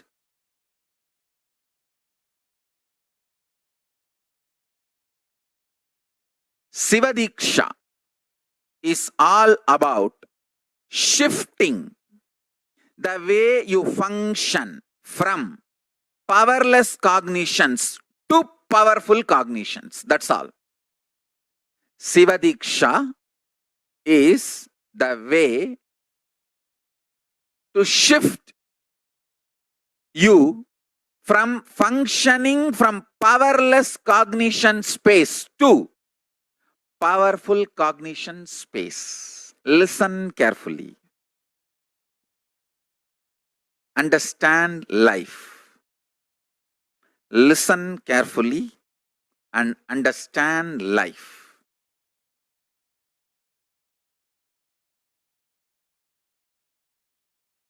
I will repeat. First,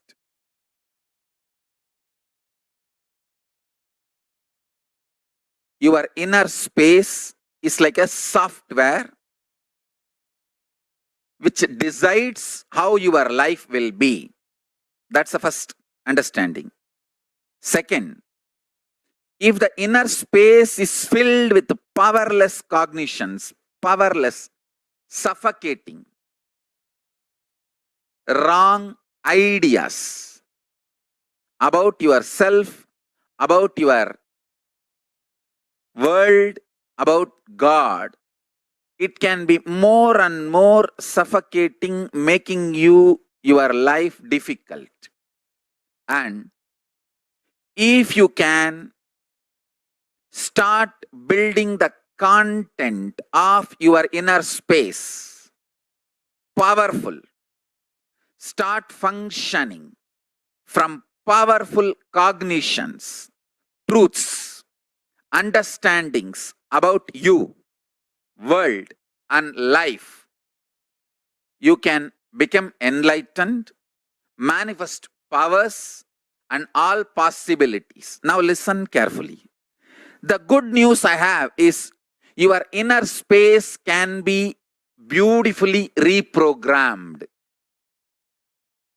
It can be reprogrammed with powerful cognitions. It can be reprogrammed for enlightenment. It can be reprogrammed to manifest the state, space, powers of ultimate Paramashiva. The great news I have is it is too easy. Understand? It is actually too easy. It is just shift in direction, nothing else. There is no effort. Shift in direction. Shift in the direction you think, you perceive, you understand.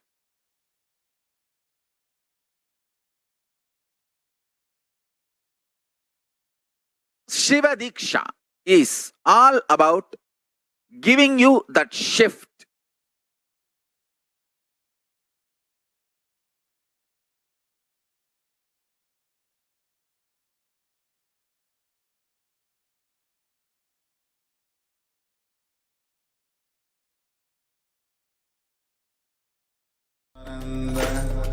Paramashivam. Om Nityananda Paramashivam. Om Nityananda Paramashivam. Om Nityananda Paramashivam. Om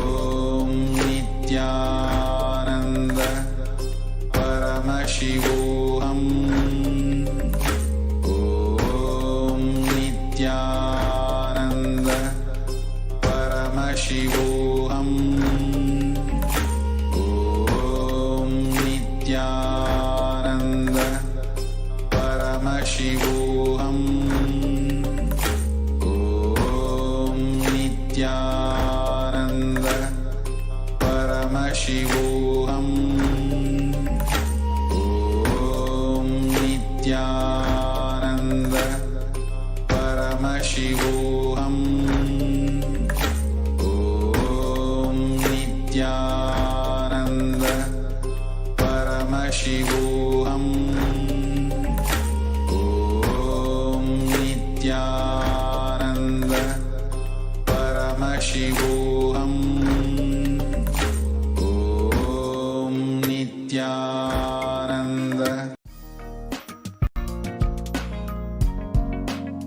We get you health.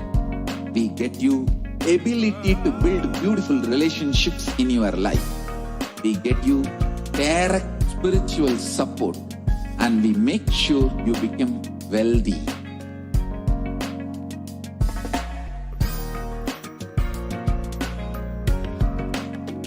We won't stop giving you just good life. We will literally not stop till you live enlightened life. Manifesting the state of Paramashiva, space of Paramashiva, powers of Paramashiva, being of Paramashiva.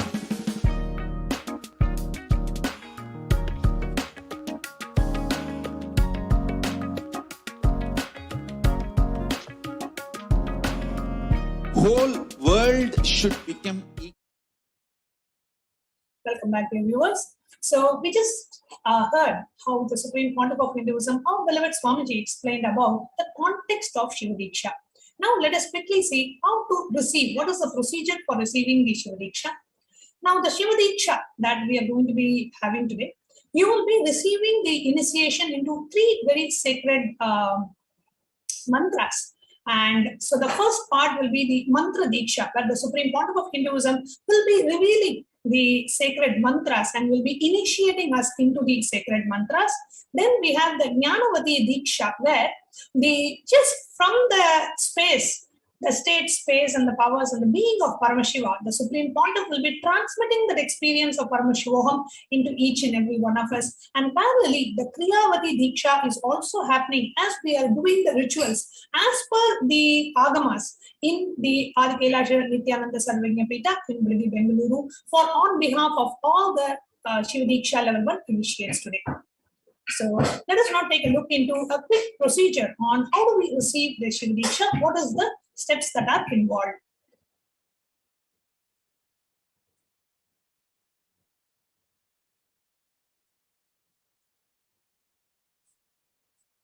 An initiation empowered Maranyana Sambandha to learn the Vedas and Agamas at the age of 7, who is the author of the Shaiva Samaya Neri, the code of the Shaivite religion.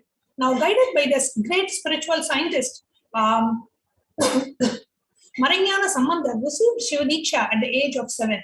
Subsequently, he started understanding the Vedas and Agamas and went on to be the 3rd guru of the world of the philosophy of Shaiva Siddhanta, the most sacred tradition of Lord Paramashiva, contributed through invaluable books that symbolized the rituals as found in the various Shaiva Agamas. So the very initiation can awaken that knowledge which is deep rooted in us, and with especially with the initiation from the Supreme Pontiff of Hinduism, literally Swamiji is transmitting that experience of Paramashivam into us and awakening that experience, giving us a glimpse of that experience.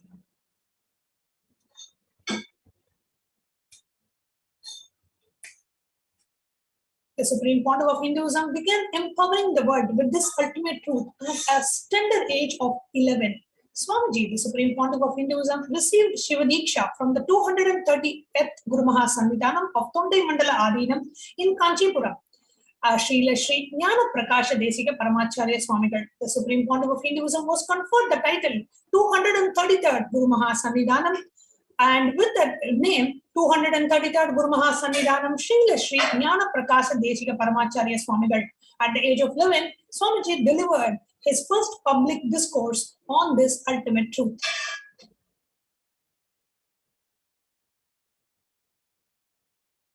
There you can see the picture of Swamiji at the age of 11. So how do we receive the Shiva Diksha? Now, once Swamiji has given the initiation, after today's initiation, all the Shiva Diksha level 1 initiates. If you are receiving the Diksha for the very first time today, then you are expected to draw this mandala in your home, and you will actually see the white cloth. You have to spread a white cloth and draw this mandala. The instructions on how to draw this mandala has been sent out in an email to all of you.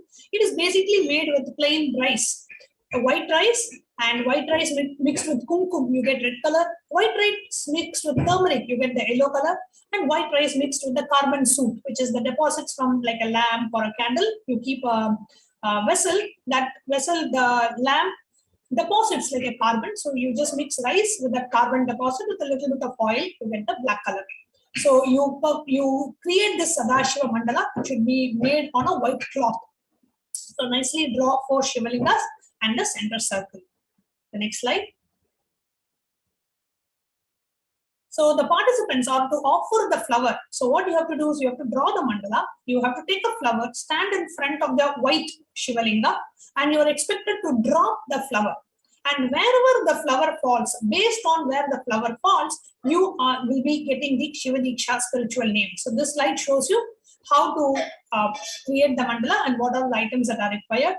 And if you have not received the email, or if you do not know how to do it, you can always rewind this YouTube video and freeze it at this frame, and you can prepare the Sadashiva mandala. In the interest of time, we will be moving forward. The next slide. Next slide. So here it also gives the directions of how to prepare, how to make the Sadashiva mandala.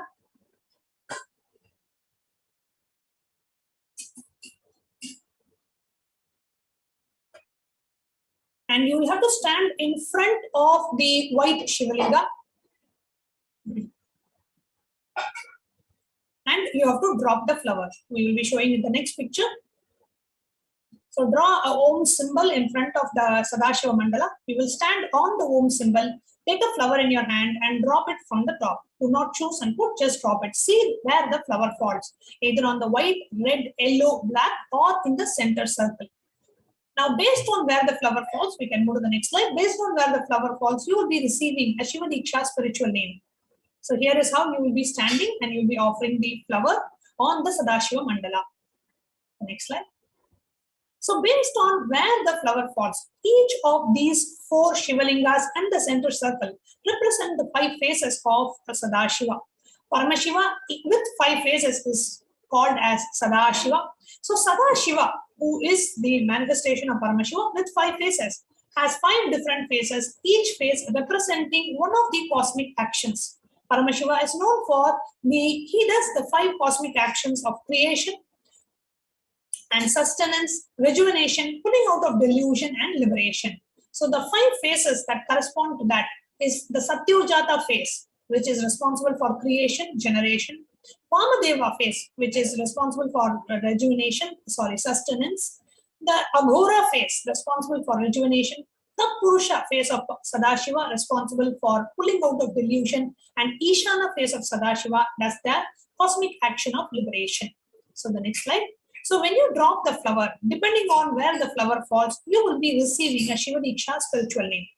We can move to the next slide.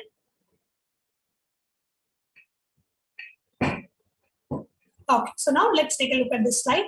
Based on where the flower falls, let us say your name is Padmini, and the flower falls on the red color Shivalinga, then Padmini will have a spiritual name, Padmini Vamadeva Shiva Shakti. Now let's say your name is Gopal and the flower falls on the black Shivalinga, then your name will be Gopal Aghora Shivam. All the male initiates will receive the name ending with Shivam.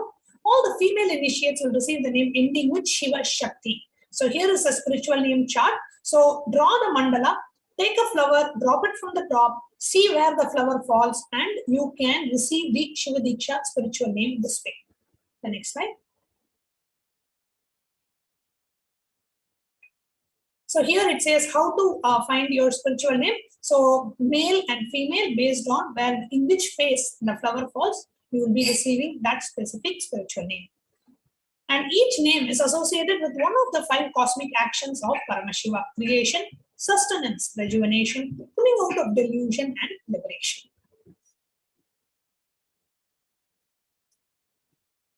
And all the initiates, when you receive the Shiva Diksha, it is also required that you should wear the Kantamala. Okay, so the Rudraksha Kantamala. The initiates who receive the Shiva Diksha are gifted the sacred Rudraksha Kantamala. This Rudraksha Kantamala should be tied such that the Rudraksha is touching the base of the throat. Here you see this notch that you have. This Rudraksha should touch the base of the throat. Now, while receiving the Mantra Diksha, the Supreme Pontiff, from the Supreme Pontiff of Hinduism, this Rudraksha is immediately contained with the energy of the mantra and continuously vibrates the mantra. Rudraksha is like an energy battery. It stores the energy and constantly keeps you in the high energy state. So once you receive the Shiva Diksha, this Kantamala that comes around your neck should never be removed. This is like a protection. It protects you till the time of even at the time of your death. Only the Shiva Dutas, the messengers of Shiva, will come, not the messengers of Yama, not the Lord of Death, but Paramashiva Dutas will come and take you to Kailasa.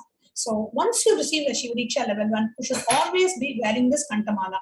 We will be shipping this Kantamala to the nearby centers, to all our centers worldwide. So you can approach your nearest center to receive the Kantamala. Now, there may be some delays due to COVID, so we request your understanding and patience. We are working on shipping all the items that you will need for the initiates. We will be shipping it shortly. So after the initiation after the centers have received the shipment, you can collect it from your nearest center. So here you can see how the Kantamala should be tied exactly around your neck so that the Rudraksha touches the base of the neck. The mantra should be constantly radiating in your throat. Rudraksha will make the mantra constantly rotate, and the mantra will energize the Rudraksha, and both will charge each other constantly.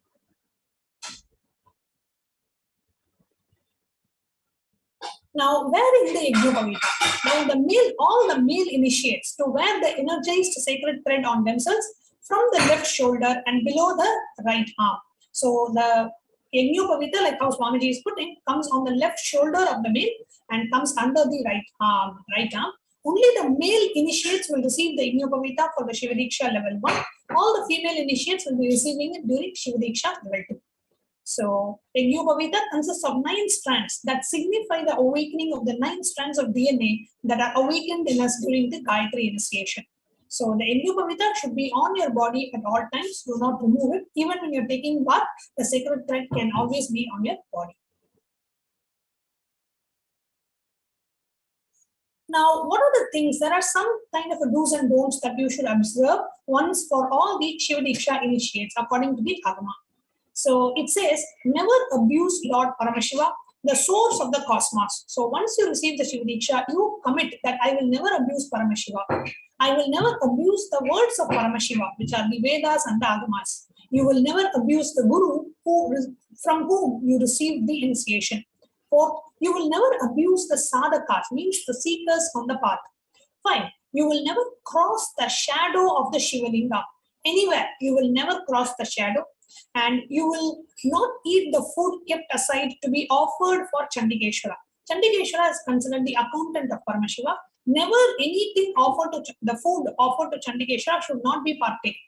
Typically, the food that you offer to Paramashiva, you will take as Naivedyam offering, but just for the deity of Chandikeshwara, the food offered should not be partaken.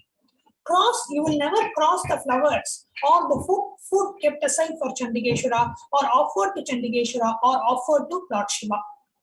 You will never cross. If any flower garland or flowers are kept, you will never cross that. And you will remove the Kantamala. You will never remove the Kantamala or the Yajnopavita from your body. The Kantamala and the Yajnopavita for the male and the Kantamala for both the male and the female should never be removed. It is literally like a protection. I have seen hundreds of cases and situations where the people who had the Kantamala around their neck got protected from such unexpected, like, there's some car accident or there's some unexpected health issue, anything. This Kantamala protects like anything. So never remove the Kantamala. at any cost. Always have it on your neck at all times. This literally you will see Swamiji protecting you. Now, according to the Hindu scriptures, it always says whenever you receive an initiation, always offer the Guru Dakshina. So it highly recommends, Paramashiva himself recommends in the Hindu scriptures, in the Agamas, that a disciple, it is the Lakshana of the disciple, it is highly recommended for a disciple to offer the Guru Dakshina when receiving the initiation or when approaching the Guru for the initiation. Now let us understand what is Guru Dakshina. Now, Dakshina is a sacred offering made by the disciple onto a Guru as a mark of deep gratitude for happening in our life and choosing us to bestow the auspicious Paramashivatva in us. It is an extremely sacred offering.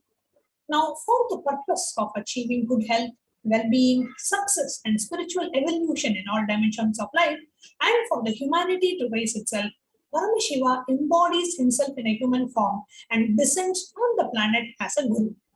Paramashiva himself comes down as a Guru to raise humanity.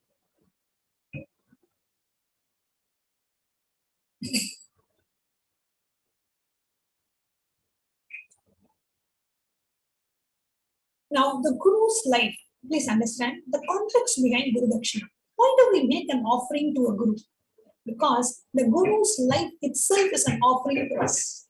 For the one who has offered his entire life to us, offering our deepest gratitude to that being who has offered himself to us is Guru Dakshina. Dakshina is the sacred offering made by the disciple onto the Guru as a mark of deep gratitude for happening in our lives. So out of your deepest gratitude to the Guru, you offer the Guru Dakshina. Now, when we make any offering to Paramashiva incarnate Guru, he showers multifold back to us. In reality, so Guru Dakshina, which is an offering to the Guru, is therefore an offering we do to ourselves. In reality, it is not Guru Dakshina, it is an offering to ourselves. Because whatever we give, the Guru showers us back. So it's nothing but we are not giving anything, we are only receiving multifold. And the tradition also, it is actually in the Hindu scriptures itself. We can move on to the next slide.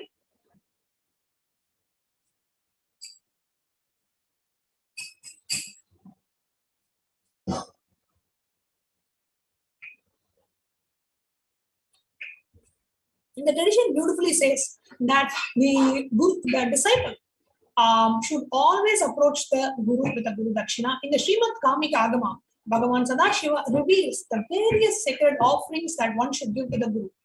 It says at the end, the chief sponsor, the Yajamana, in this case, the disciple, should worship the chief Acharya or the Guru and honor him with a new cloth, gold ring, and others. So it tells what are all the things that you can offer as Guru Dakshina. Like you can offer a new cloth, a gold ring, and others. The worthy materials used in this yajna, such as a golden cloth, and others should be dedicated to the Acharya. They should not be given to others for their enjoyment. All those substances left over in the yajna and the decorative materials of the pavilion and the skandila, the clothes, the gold, the kumbha, the kalasha, the torana, the ladle, shuruva, the 8 auspicious objects, the ashtamangala, the 9 gems, the remaining portion of the karu and the naivedya, the valaya, the prapa of the pavilion, and other materials used in snapana and others. All these should be dedicated to the Guru, the chief Acharya, who hails from the lineage of the 5 Gocharas. So here it says you can offer a new cloth, a gold ring, you can offer clothes, gold, kumbha, kalasha, 9 gems, all the auspicious things, everything you can offer to the Guru. But now because it is all an e-offering, you can offer the Guru Dakshina online.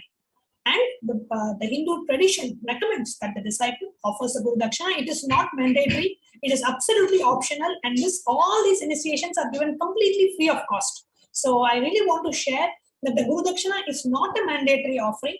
We are sharing the context as mentioned in the Hindu scriptures about the significance of Guru Dakshina.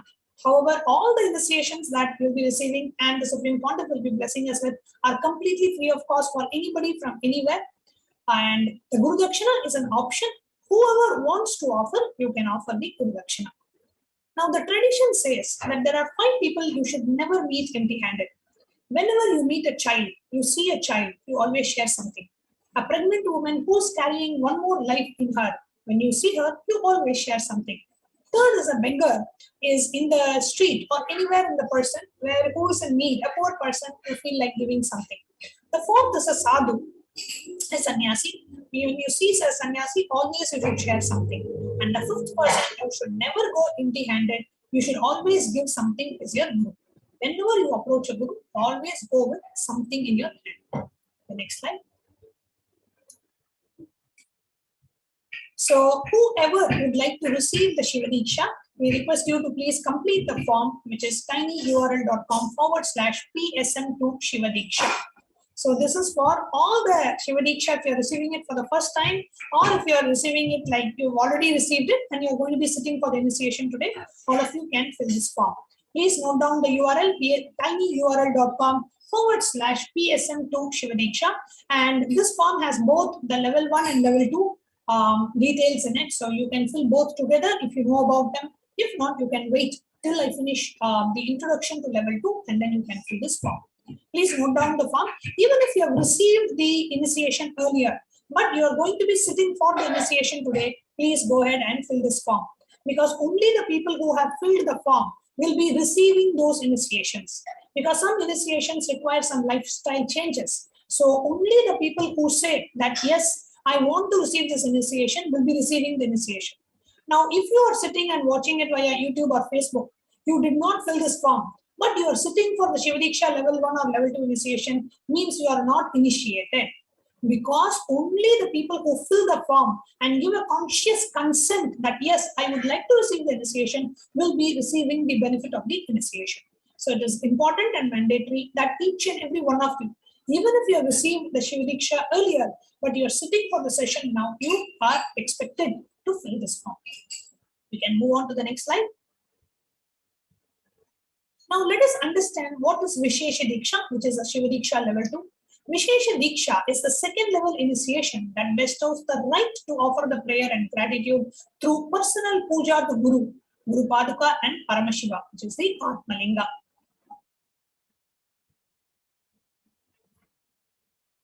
Now, what really happens when you receive the Vishesha Diksha? So Vishesha Diksha is an initiation where you really want to have the deep feeling connection with the Guru and the deep feeling connection with Paramashiva, and you decide to receive this initiation, and every day. So what is really Vishesha Diksha?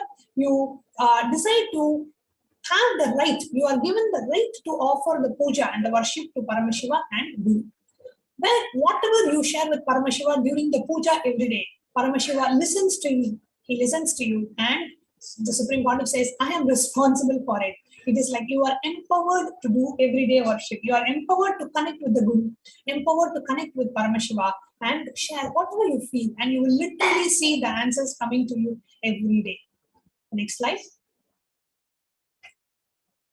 Now, Vishesha Diksha is giving you a superconscious breakthrough where the Guru removes all the old life, the inner space from the disciple, and replaces it with the Paramashiva's consciousness, the Shivatma, from his Anandaganda into the disciple getting initiated. So it's a very powerful initiation where literally the Paramashiva, the consciousness of Paramashiva is installed into you. Literally a new consciousness gets installed into you. That is why Vishesha Diksha, you are called Dvija. You are a newborn. You are not the old person that you knew about you anymore. You are a completely new person. And Eva Anderson in YouTube live chat is asking for a link. So you can, I request any of the volunteers who are watching this, please go ahead and put the link, tinyurl.com/PSM2 Shiva Diksha, to put the link in the YouTube chat so that the participants can fill the form. Okay. So what is Vishesha Diksha? Vishesha Diksha is initiating you into power manifestation and opening the doors of Kailasa for you. It gives you the experience of Kailasa, and the Atmalinga, which is made of Spatika, is nothing but the space of Kailasa. Is just made into the physical matter, and it is given to you as the Atmalinga. So Atmalinga is a Spatika, which is the ice which has carbonated over thousands of years, becomes Spatika. And that Spatika is made into the Atmalinga. Now, receive Vishesha Diksha to live a stress-free life, living a life of power manifestation, having a direct access to Kailasa, and a personal connection with Paramashiva. For all of these, if you really feel like, yes, this is how I want to live, then Vishesha Diksha is the solution for you. Because every day, when you do the Paramashiva Puja and the Guru Puja, you will actually literally feel the deep feeling connection with the Guru and the deep feeling connection with Paramashiva himself. Now, receiving the Atmalinga and doing the puja every day is literally awakening your consciousness, connecting yourself with Paramashiva. Every day, connecting with Paramashiva is such ultimate. Puja is a time-tested, foolproof, ultimate, stress-busting methodology. Okay, so Nitya Priya Premananda is asking, can the admin please share the link to the Guru Dakshina? So I request the volunteers, if you're watching this, please share the link to offer the Guru Dakshina in the chat. In the YouTube live chat, we have participants asking to offer the Guru Dakshina. So I request our causing team or some of the volunteers who are watching this to please share the link. So it is easy for our viewers to offer the Guru Dakshina. Now, every day connecting with Paramashiva is ultimate. Puja is a time-tested, foolproof, ultimate stress-busting methodology. And if any of you are watching this, if you have any questions, you can post in the YouTube live chat and we can immediately attend to it. Vishesha Diksha and everyday puja gives you a life of bliss, ecstasy, powerfulness, life of oneness, and ultimately gives you the experience of Paramashivoham. Vishesha Diksha is extremely special and you should never miss it.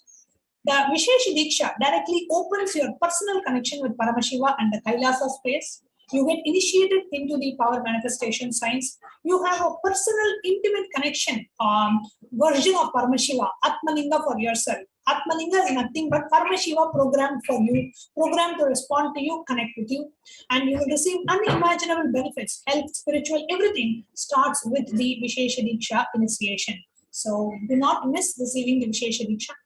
Performing the Nitya Puja after receiving Vishesha Diksha is such a personal, direct enlightenment process. It makes you manifest the ultimate powers.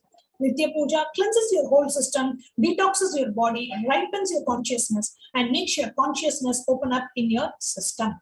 So, when you receive Vishesha Diksha, you are given the right to worship Paramashiva, right to worship the Guru every day. A reference from the Soma Sambhu Padati, it says,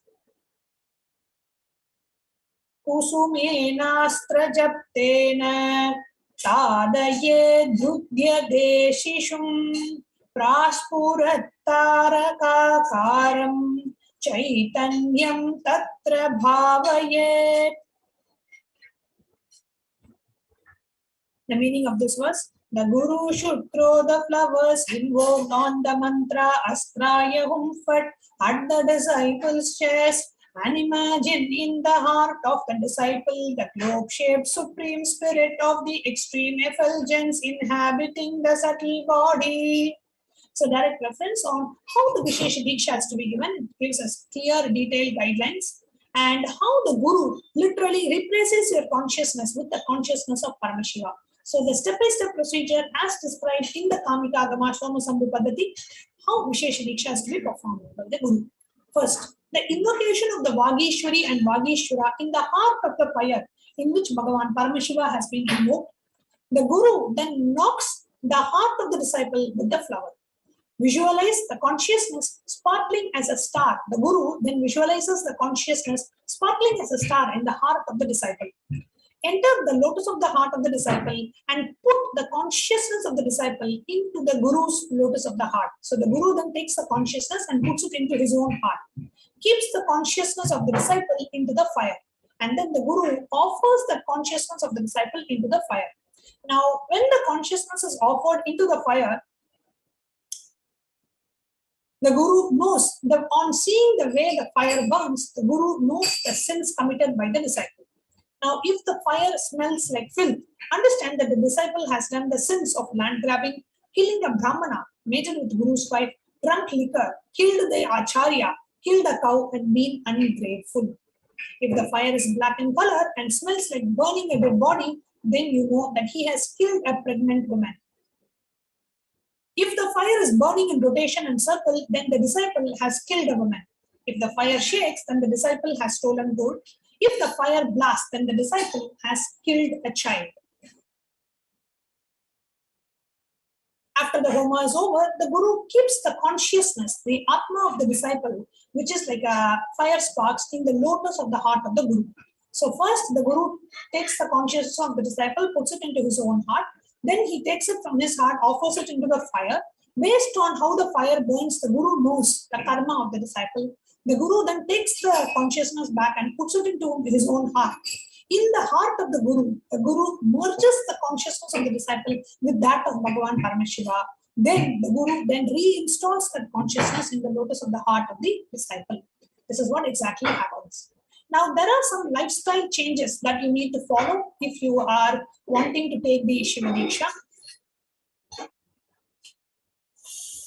The seeker, upon receiving the Vishesha Diksha, is ordained to follow some of these practices.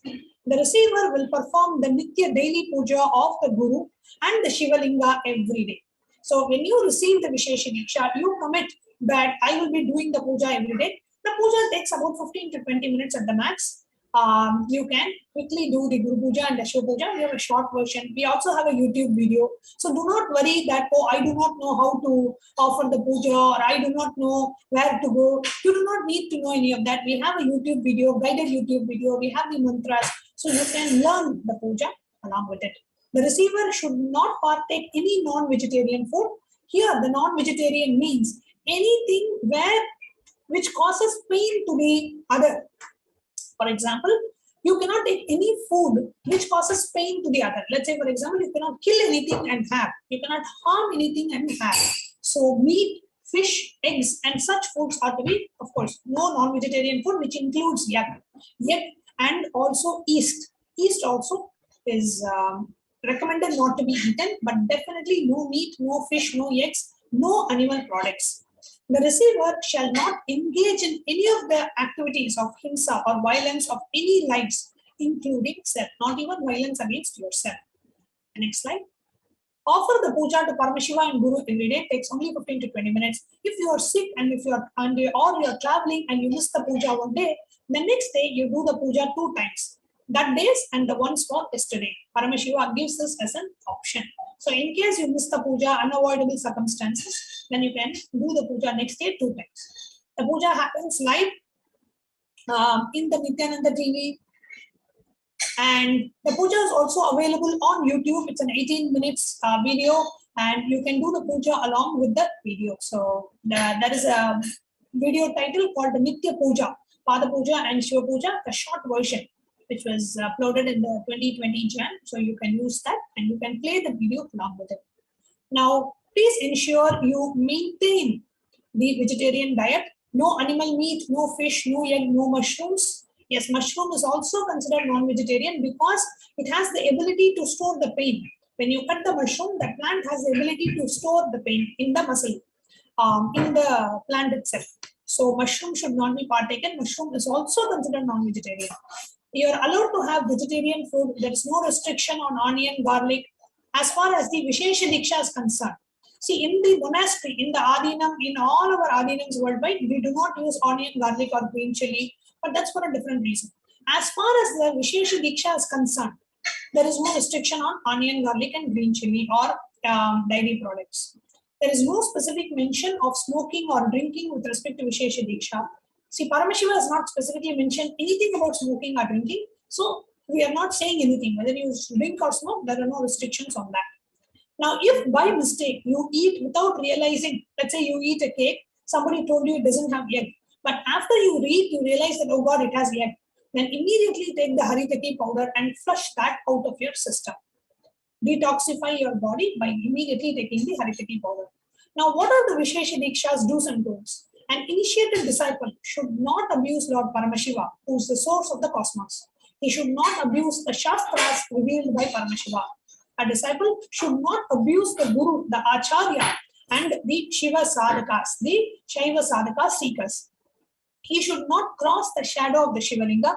He should not eat the food offered to Chandikeshwara, who is an accountant of Kailasa. He should not cross the garlands offered to Chandikeshwara. He should not abuse the person who has received the Shiva Diksha. Anybody who has received Shiva Diksha, you should not abuse them. Till the last breath, you should do Guru Puja and Shiva Puja. Continue to do the puja every day.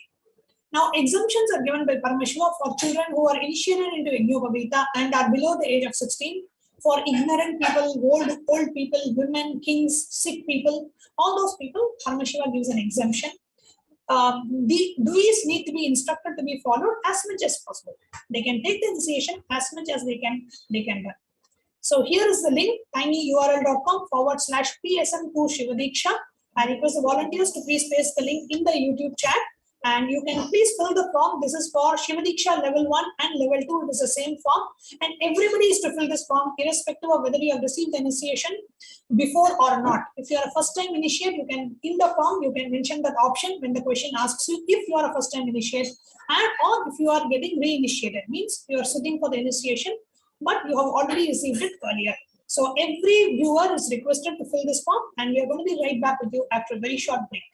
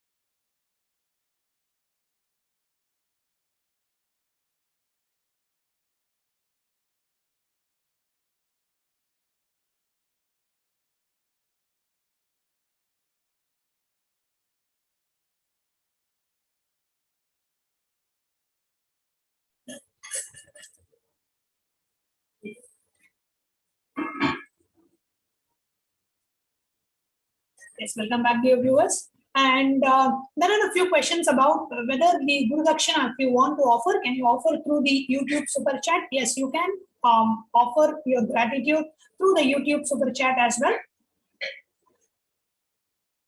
In the YouTube, we have the super chat and the super sticker options, and there is a question if we can offer our gratitude towards that. So yes, you can. So now let's enter into the next, the final and the fourth initiation that we will be receiving today, which is the healer's initiation. So what is the healer's initiation? What is the context behind the healer's initiation? Let us take a look.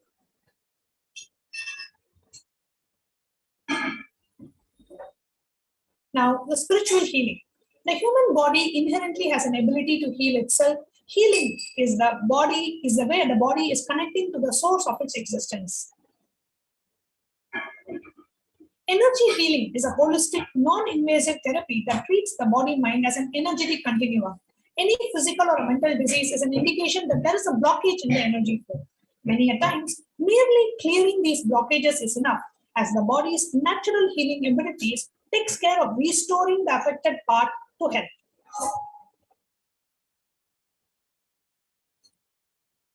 Priya Prema is asking admin, please put the link for the Guru Dakshina. Yes, I'm requesting our causing team to put the link for the Guru Dakshina.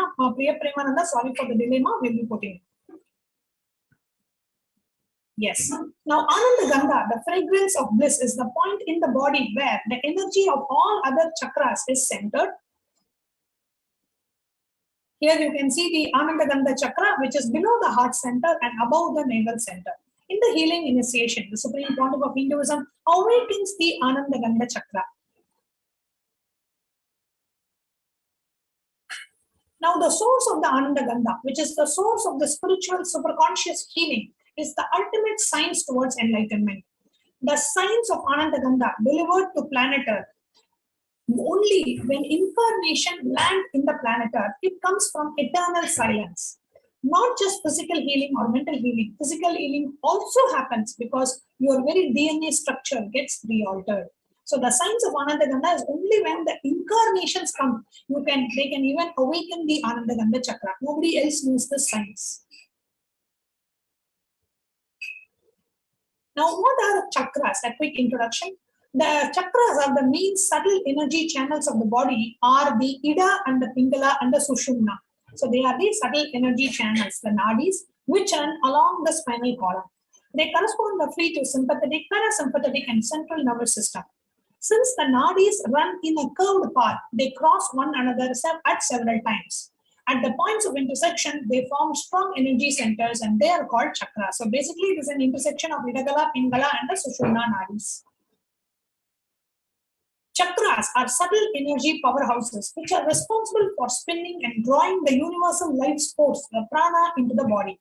They also act as barriers to store this energy and distribute it to the surrounding areas of the body. Now, the science of Nityananda spiritual healing initiation.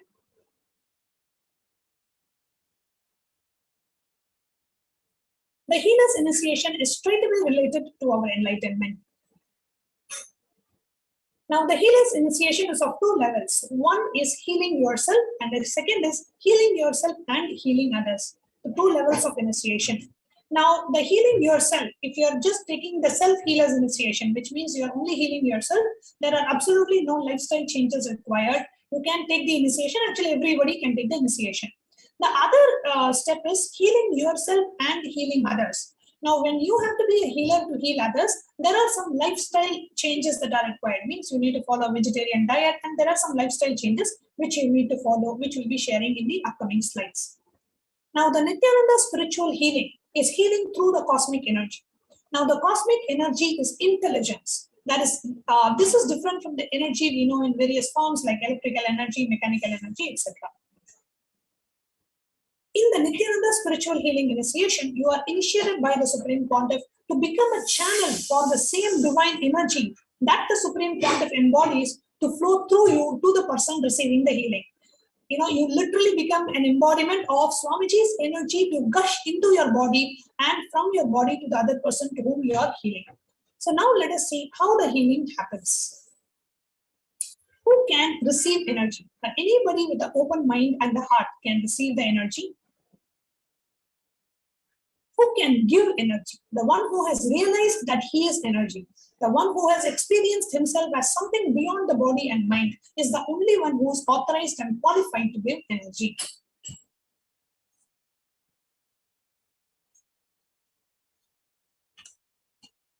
The energy restores. So when you do the healing and when you give that energy, when you become a channel of the energy to flow through you to the other person, the energy restores intelligence to the body, consciousness to the mind, and rich vibrancy to life. It just brings you back in touch with your true nature of bliss, which can never be lost. That is why healing and meditation result in permanent effects. It rejuvenates the whole being, and wherever there is imbalance, by its very intelligence, the imbalance is corrected and the disease does not exist anymore. The person is transformed by the healing energy and experiences health, energy, and enthusiasm. Once a disciple asked Swamiji, how is it that so much energy flows from you, Swamiji? Swamiji said, when you feel compassion towards others' suffering, the whole thing takes the shape of responsibility and expresses itself as energy. That's all. The reference to the healing initiation comes from the Vijnana Bhairava Tantra, the 137th verse. It says, Jnana prakashakam sarvam sarvannatma prakashakaha ekamekasvabhavatma jnanam jnaneva bhavyate. Staying in the Ananda Ganga, all things are revealed by the Jnana knowledge, and the self of all is the knower. By reason of their nature being the same, one should contemplate on the knowledge and the knower as the one and the same. You will be shocked and surprised. This great science, Raja Vidya, Ananda Ganga. This word is used throughout the Sanskrit literature, only in one place by Adi Shankaracharya in Vishwanatha Ashtakam. So the very word Ananda Ganga is used only by Adi Shankaracharya in one place in the Vishwanatha Ashtakam. Now, how did the divine revelation happen to the Supreme Pontiff of Hinduism about the Nityananda spiritual healing formula? Now, after the enlightenment experience, the avataric mission revelation happened to Supreme Pontiff of Hinduism. The Supreme Pontiff was in a place called Meru, which houses the Jiva Samadhi, the living energy field of an enlightened master, Sadashiva Brahmendra. In Swamiji's own words, one of my teachers at the Polytechnic College where I studied came to meet me. She had heard about my healing powers. She asked me, why don't you initiate us into your healing system? At that moment, I was sitting close to the Jiva Samadhi of Sadashiva Brahmendra. I could feel the master's presence. Suddenly, I heard a sound. When I turned, saw Sadashiva Brahmendra standing here right in front of me. He gave me a tuit of darba grass, a tuft of darba grass, and told me to give it to the teacher and tell her to start healing with it. Just as the thought entered my inner space, the formula for transmitting the healing technology was revealed. I used this divine knowledge to transfer to others the divine experience I myself had. I initiated my teacher as the first Nityananda spiritual healer. This is the history of the unique, effective, and divine method of healing, Nityananda spiritual healing, which has sprung forth from the enlightened consciousness. And before I continue, I just wanted to share for all the viewers who are waiting for the Guru Dakshina offering. You had asked in the YouTube chat. Our social media manager has posted the link for the Guru Dakshina offering in the YouTube live chat. So those of you who are waiting for the link, you can go ahead and click on the link posted in the YouTube chat. That is the link to offer the Guru Dakshina. Now, I say that healers are my hands. When I say I, don't think I'm talking about the 6 feet tall Nityananda. I'm talking about the Prapancha Shakti, the cosmos. When I say the same energy that is flowing in me will flow through you, it is not an assurance, it is a promise. Literally, you become hands of the avatar. What are the lifestyle requirements for a healer? The next slide. Now, the lifestyle of a healer, if you are taking initiation only to heal yourself, there are absolutely no restrictions. If you are taking the initiation to heal others, you can say no to, you should not be doing drinking, smoking, or eating non-vegetarian food. And it is literally like, you become receptive for the energy to flow through you. So when you are taking the initiation to heal others and you want the Supreme Pontiff's energy to flow through you, you should ensure that you say no to drinking, smoking, or eating any kind of a non-vegetarian food. Now, when you meditate and practice healing, you will have a beautiful and a continuous energy flow. In that high energy, if you drink, that low energy alcohol and the high energy of meditation would oppose each other. Indulging in these practices creates a negative energy in the body.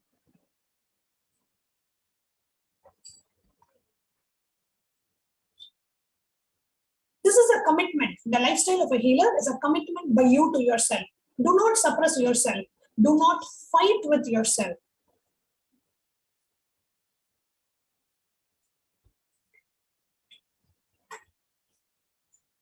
You know it is not good for you. So understand and internalize that the drinking, smoking, and eating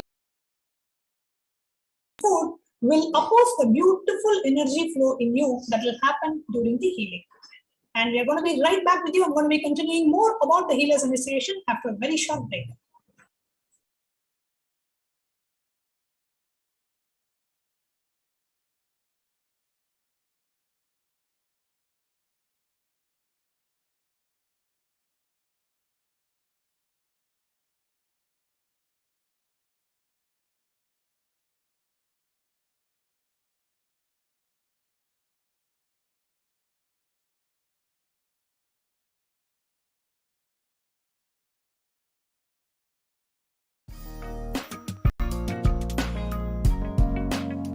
We get you health. We get you ability to build beautiful relationships in your life. We get you direct spiritual support, and we make sure you become wealthy.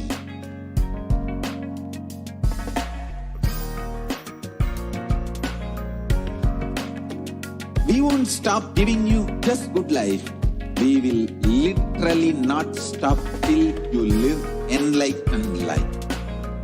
Manifesting the state of Paramashiva, space of Paramashiva, powers of Paramashiva, being of Paramashiva.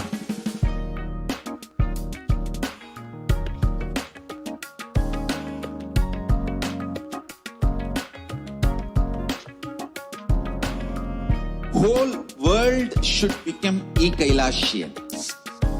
I want the whole world to know Hindus have something great to contribute to the world.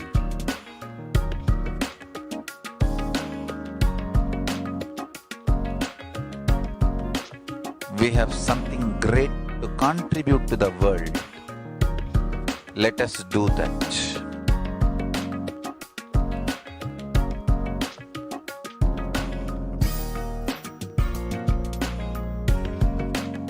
Kailasa is proper customized spiritual service helping you to identify your root patterns of suffering. We have perfected the science of helping every individual from every cultural, religious, nationality background.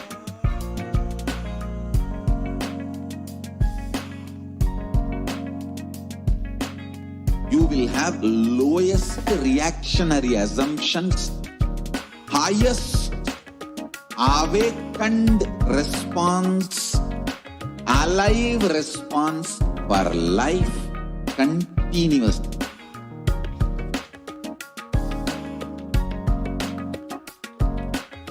Kailasa is enlightenment ecosystem, literally enlightenment itself in your own home, wherever you are. Proper customized spiritual service helping you to complete with your life negativity. Withdrawal from life, self-hatred, self-denial, self-doubt, so much of tiredness, laziness. We can support you aligning your diet, your attitude, your aptitude, your understanding about life. We can help you with everything.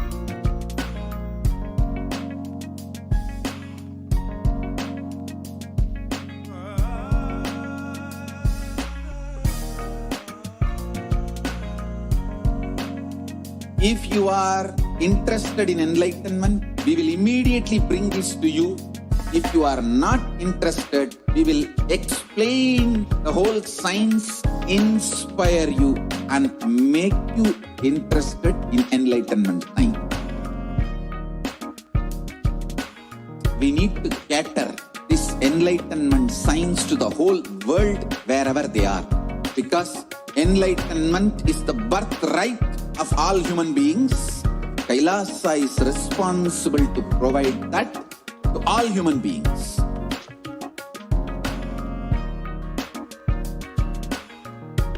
Kailasa is the totality of the knowledge I received from my gurus and practice manifested in my life, perfected by teaching millions of people from all cultures, time zones, backgrounds, genders, nationality, race, from every creed.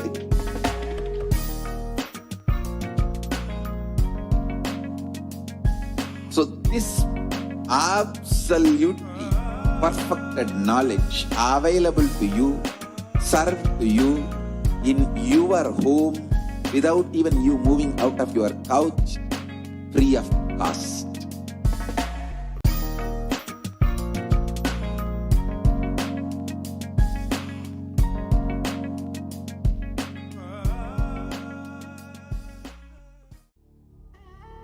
What I mean by the word Kailasa, listen intensely. Enlightenment ecosystem, literally enlightenment itself, in your own home, wherever you are.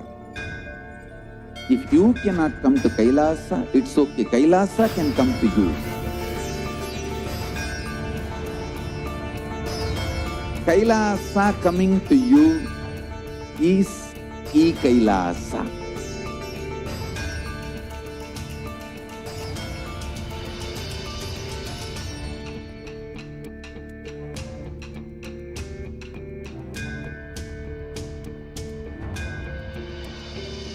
I will revive Hinduism. I am a Hindu revivalist, not by any revolution, but by evolution.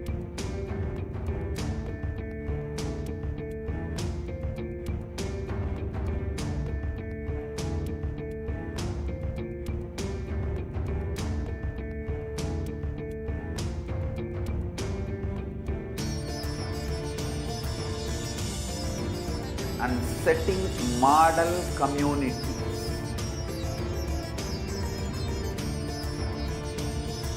Kailasas, enlightenment ecosystems, Sarvanya Pitas all over the world.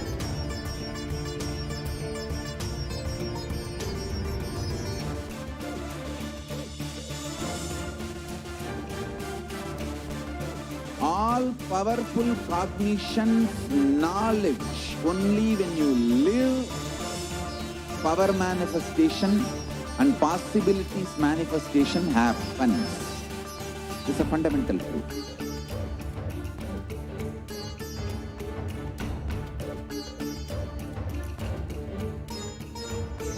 Hinduism cannot live exclusively as one sampradaya. No. All sampradayas of Hinduism is an ecosystem.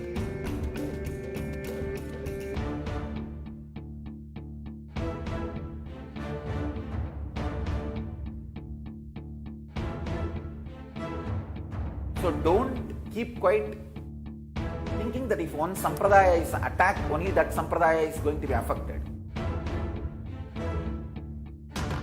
All of us are ecosystem.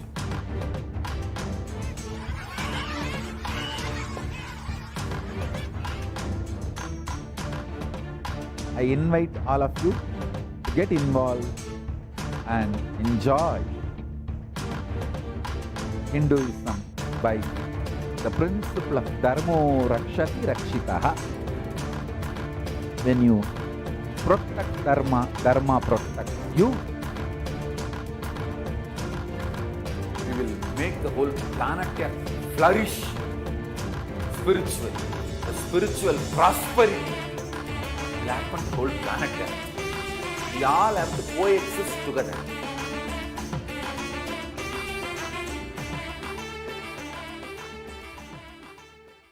Just be alive for next 3 years. Don't die within next 3 years.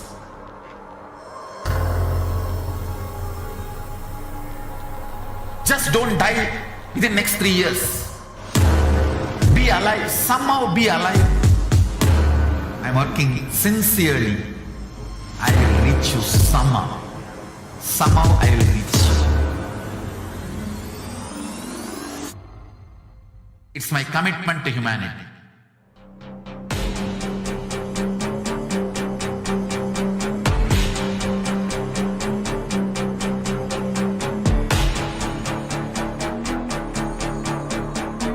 Just don't die within the next 3 years. I will reach you wherever you are, whichever corner of the world you may be. I will reach you with enlightenment. You manifesting the space, state, powers, being, Paramashivam.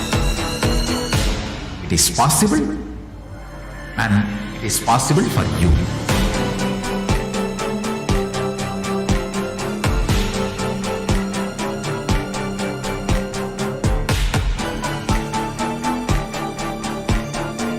Paramashivam will reach you with enlightenment science. I know he is going to do the job. Just be alive for next 3 years. Nothing else.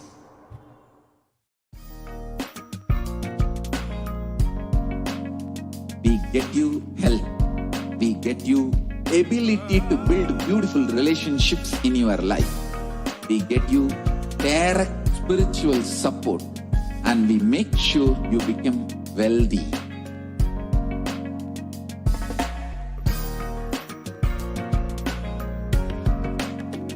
We won't stop giving you just good life. We will literally not stop till you live enlightened life. Manifesting the state of Paramashiva, space of Paramashiva, powers of Paramashiva, being of Paramashiva.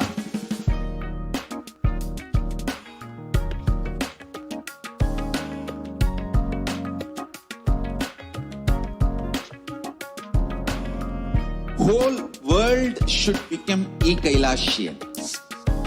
I want the whole world to know Hindus have something great to contribute to the world.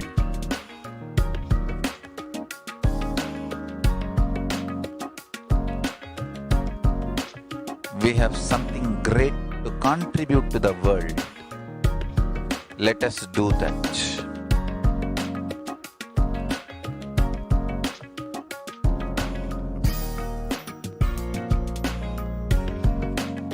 Kailasa is proper customized spiritual service helping you to identify your root patterns of suffering.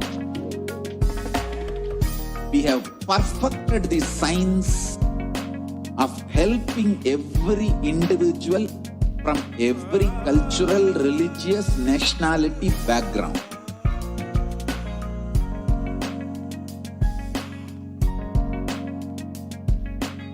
You will have lowest reactionary assumptions, highest awakened response, alive response for life continuously.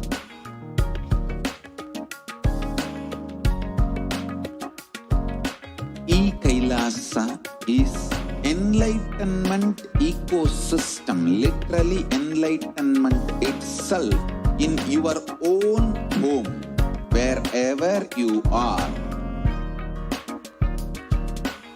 Proper customized spiritual service helping you to complete with your life negativity. Withdrawal from life, self-hatred, self-denial, self-doubt, so much of tiredness, laziness. We can support you aligning your diet, your attitude, your aptitude, your understanding about life. We can help you with everything.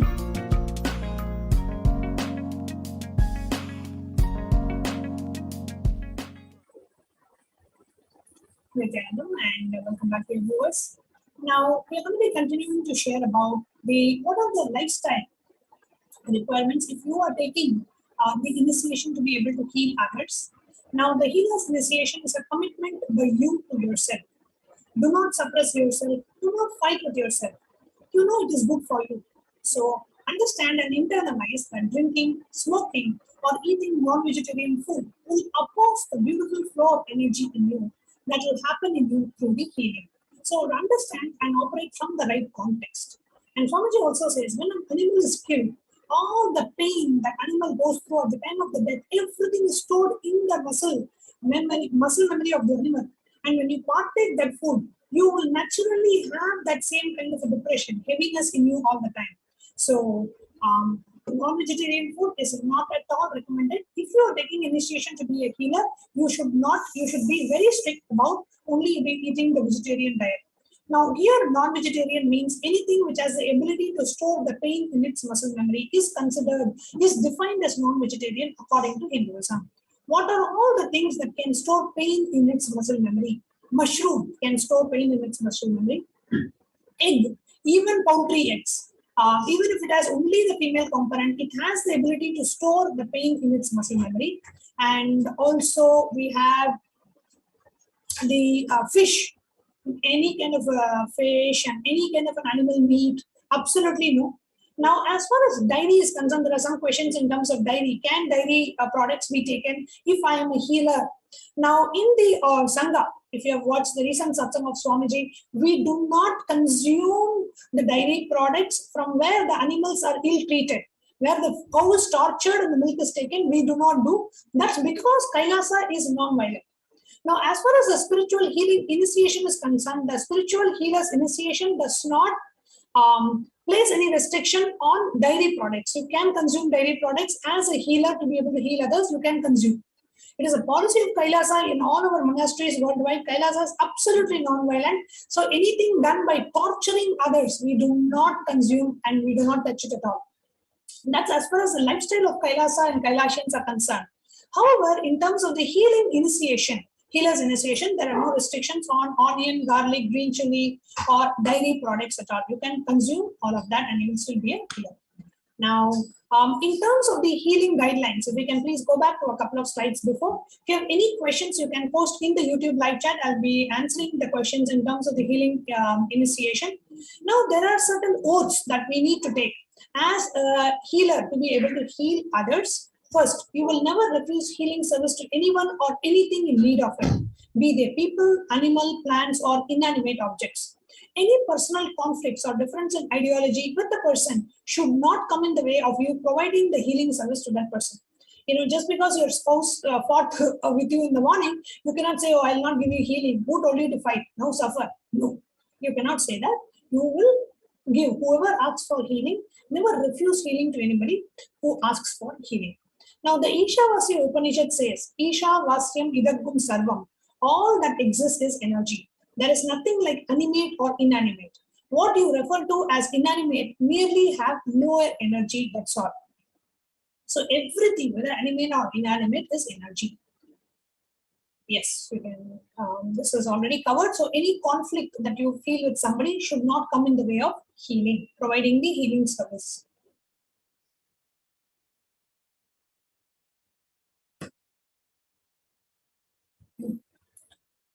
Now, the Nityananda spiritual healing prayer should always be offered as a free service. Never charge any fee or accept any favors. You cannot charge any fee or you tell them, okay, yesterday I gave you healing, can you please drop me in the airport tomorrow? No.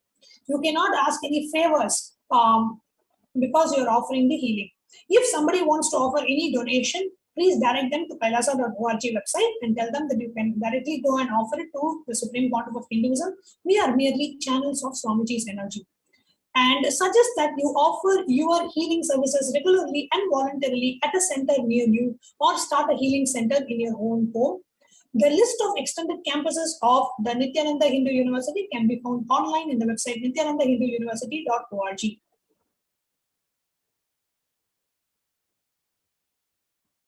Now, the responsibility of a healer. As a healer, what is the responsibility that I take? Is when you take the responsibility of a healer, when you feel that responsibility, you will feel like healing anything and everything. You can heal cats, you can heal pets, you can heal even, we have healed laptops, mobile phone, battery banks, especially when the phone is about to die, you heal it and somehow tell, please hold on to the charge until we reach back to the monastery, please don't die on me. So you heal the phone, and many times and always, of course, Swamiji is healing the phone, just literally holds the healing energy and stays like. So the Nityananda spiritual healing technique is that it not only helps the person you are healing, but also helps you in your spiritual growth. Now, for social reasons, we tell do not directly touch the people of opposite gender. Touch and heal only the people of your gender. For opposite gender, please use the healing stick provided to you during the healer's initiation.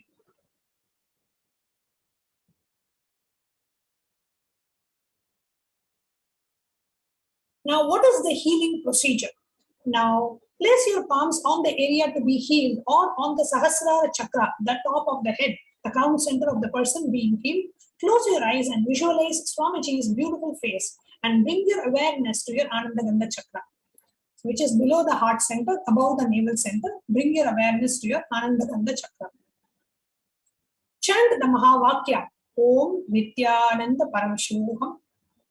Immediately, you will find the energy gushing forth from your Anandagandha chakra. Bring your awareness to your Anandagandha chakra. Simply relax into yourself. Don't worry about the energy flow. It will happen on its own.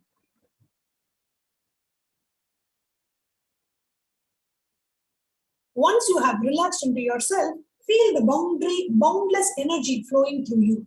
Continue as long as you feel that the person is drawing the energy. You will sense this effortlessly. Your hands will automatically drop once the person has had enough. So keep the hands on the top of the head or on the part which is requesting the healing, and just simply bring your awareness to your Anandagandha and chant the Mahavakya, and you will literally see Swamiji's energy gushing forth from you and heal the other person. Continue as long as you feel that the person is drawing the energy. You will senselessly effort this. Your hands will automatically drop once the person has received the healing. It's a very beautiful experience. Now have a picture of Swamiji in the room that you are healing. Let your body language show care and concern. Be aware and sensitive to the needs of those around you. Play the Mahavakya during the Nityananda prayer, healing prayer service. Now, what are some of the important legal guidelines that you need to be aware of as a healer?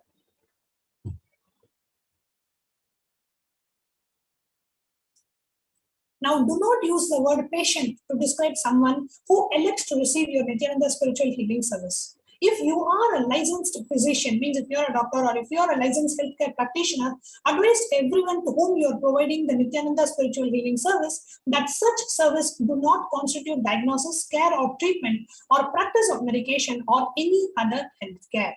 So these treatments do not fall under the healthcare that you are providing. Nityananda spiritual healing does not involve, you can please go back to the previous slide. The Nityananda spiritual healing does not involve diagnosis or treatment of any medical or psychological condition and does not involve the use of any physical intervention or manipulation of the human body. Any benefit that an individual experiences comes from within himself or herself based on his or her body's ability to heal on its own. Nityananda, understand and acknowledge that your participation in the Nityananda healing program service is on a voluntary basis. Do not charge or accept any fees or favors for the Nityananda healing services that you may provide to others. Please understand, when you charge someone, then you feel like you have done it. That is why you need to be paid, which means you are responsible for all the karmas that you are attracting from that other person. However, in the Nityananda spiritual healing service, you are not doing anything. I am very clear. I am just a channel of Swamiji's energy to flow through me. I am allowing this body and mind to channel Swamiji's energy. So you are very clear Swamiji is doing it. And of course, Swamiji burns away all the karmas. So be very clear. Do not accept any favors or fees for or charge anything for the healing service provided. That will be extremely detrimental for you. Do not provide Nityananda spiritual healing services if you are suffering from any physical, mental or psychological disorders or taking medications for any physical, mental or psychological disorders. If you become aware that an individual who has requested your Nityananda spiritual healing service appears to suffer from a mental disorder, do not provide Nityananda spiritual healing services and recommend that he or she seek attention from an appropriate licensed healthcare practitioner or mental healthcare provider.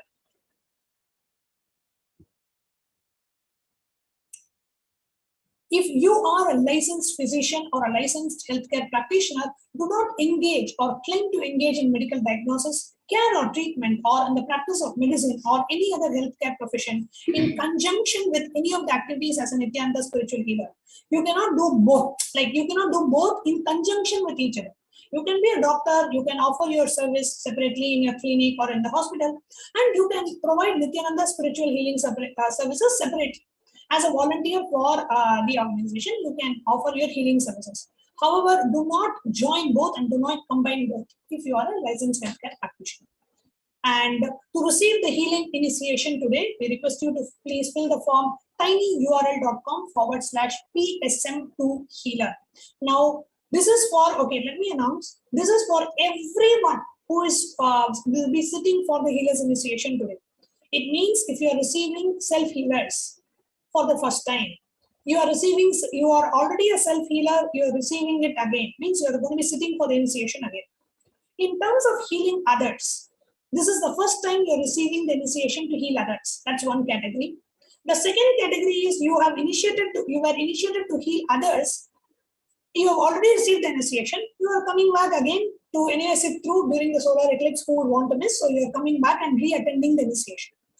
There is a third category of people who were initiated to be Nityananda spiritual healers. However, they accidentally broke the initiation, which means they accidentally consumed egg or consumed non-vegetarian food without knowing. And because of which, see, once you consume non-vegetarian food or any kind of an animal meat without knowing, immediately stop healing others. You can always continue to heal yourself, but do not heal others if you have by accidentally eaten egg or any kind of an animal product. Wait for the next healer's initiation and sit and get re-initiated. However, if you take an initiation to heal others, after you take the initiation, after 1 month, you have an intense craving to eat non-vegetarian food. You consciously break the initiation. You say, okay, I cannot be healing others anymore. You consciously break the initiation, then you cannot get re-initiated. If accidentally you did not know, somebody told you, oh, this cake doesn't have egg at all, you eat the cake. After you eat the cake, you realize, oh God, it had egg in it. I didn't know, nobody told me, I didn't know that. Then you can be re-initiated. However, if you consciously say, I don't want to be a healer anymore, and I want to go back to a non-vegetarian lifestyle, you are more than free to do that. But please do not come back for a re-initiation again. Okay, re-initiation is only when you accidentally break the initiation. So even if you are a healer, self-healer or healing others, you have taken the initiation before and you've maintained the initiation. It's not like you need a re-initiation. You maintain the initiation. Even then you fill the form. Everyone fills these two forms. One is the PSM2 Shivadiksha form and the PSM2 healer form. Both these forms, while if you are going to be sitting for the initiation, please fill both these forms. I request the social media manager to please post both the links in the YouTube live chat, so everybody is aware of. So now the Grahana Kala has started in India. It's 10:53 a.m. The Grahana Kala has started. So now what we are going to be doing is we are going to be preparing ourselves for the darshan. So we will be having the darshan of Supreme Pontiff of Hinduism, and Swamiji will be initiating us into all these 4 sacred initiations. So let's get ready. So we are going to be, next segment, we are going to be learning about what is Bhava Samadhi Darshan. What is that? A quick intro to Bhava Samadhi Darshan. And those of you who are asked the question, there's some questions in the YouTube chat and in various platforms. We are receiving a question: how can we offer the Guru Dakshina? You can offer the Guru Dakshina. The link is posted in the YouTube live chat, and you can even offer it via super chat, the YouTube super chat or a super sticker. You can offer it through that as well. Okay, so it is completely optional. There is no mandatory that you should offer the Guru Dakshina. If you would like to offer, these are the ways you can offer. So with that, we will now move on to the next segment of learning about what is Bhava Samadhi Darshan after a very short break.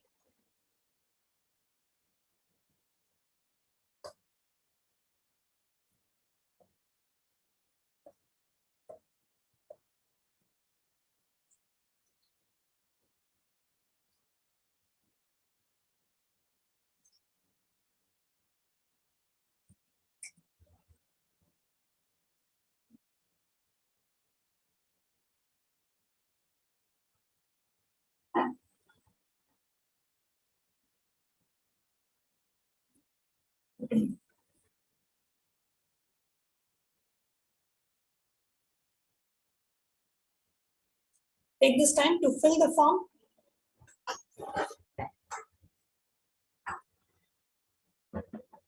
And we also have the two-way Nayana Diksha available for those of you who would like to be seen by the avatar. Not that you having the darshan of Swamiji getting to see you and blessing you with the Nayana Diksha. So those of you who would like to join on two-way, you can go to events.kailasa.org/solar eclipse 2021 to join on the two-way video conferencing and be blessed to receive the Nayana Diksha.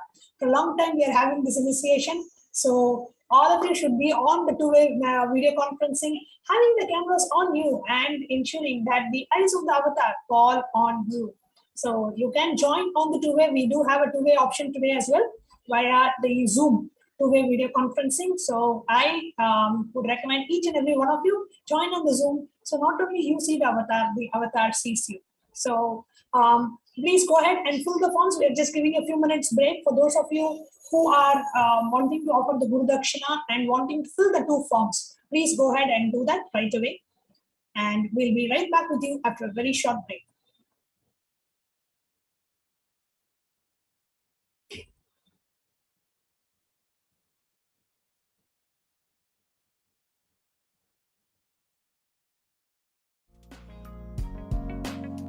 We get you health.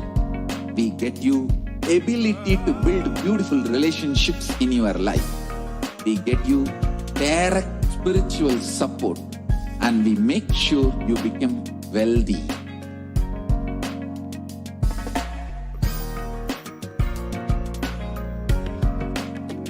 We won't stop giving you just good life. We will literally not stop till you live enlightened life.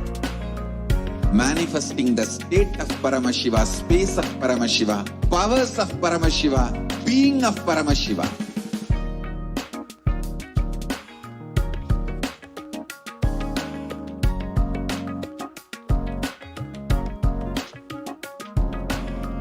Whole world should become Kailasians. I want the whole world to know Hindus have something great to contribute to the world.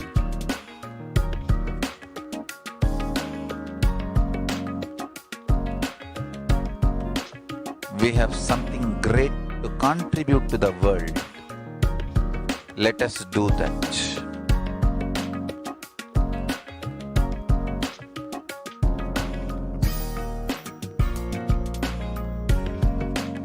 Kailasa is proper customized spiritual service helping you to identify your root patterns of suffering.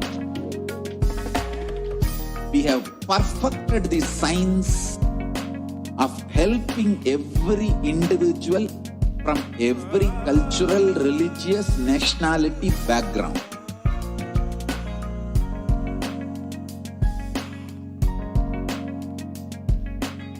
You will have lowest reactionary assumptions, highest awakened response, alive response for life continuously.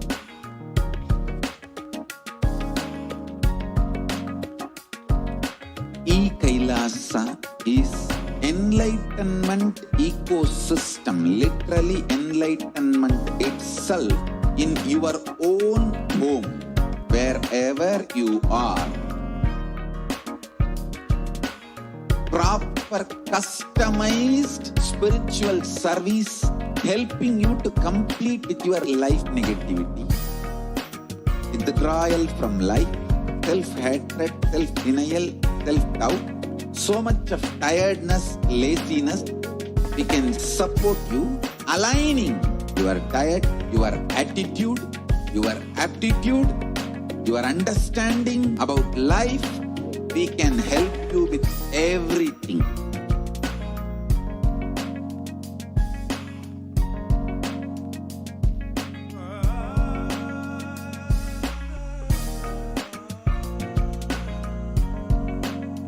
If you are interested in enlightenment, we will immediately bring this to you. If you are not interested, we will explain the whole science, inspire you and make you interested in enlightenment science. We need to cater this enlightenment science to the whole world wherever they are, because enlightenment is the birthright of all human beings. Kailasa is responsible to provide that to all human beings.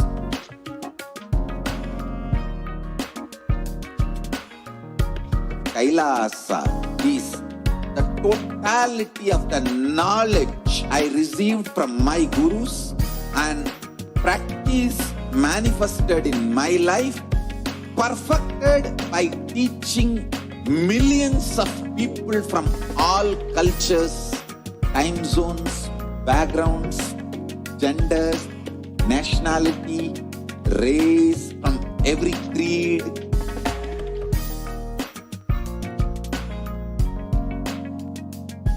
So this absolutely perfected knowledge available to you, served to you in your home without even you moving out of your couch, free of cost.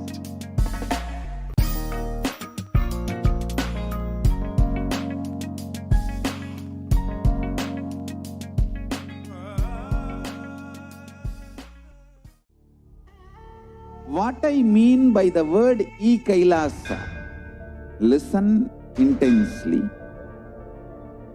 Enlightenment ecosystem, literally enlightenment itself, in your own home, wherever you are.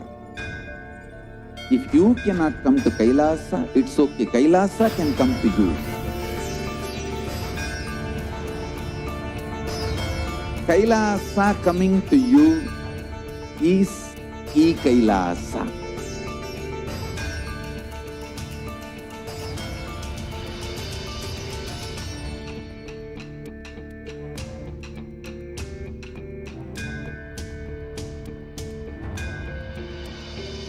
I will revive Hinduism.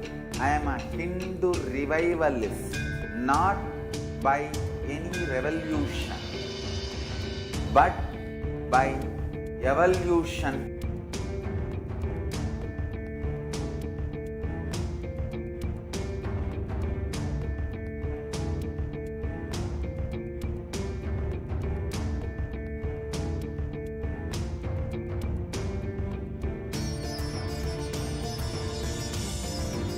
And setting model communities.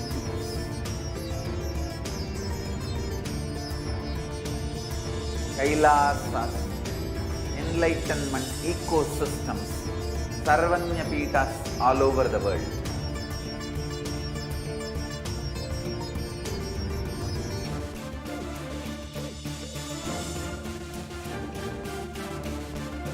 All powerful cognition, knowledge, only when you live, power manifestation and possibilities manifestation happens. It's a fundamental truth.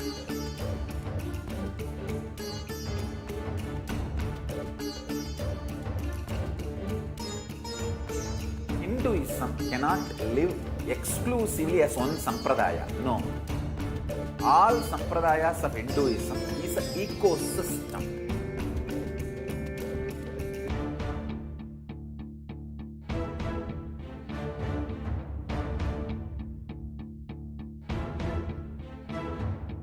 So don't keep quiet thinking that if one sampradaya is attacked, only that sampradaya is going to be affected. All of us are ecosystem.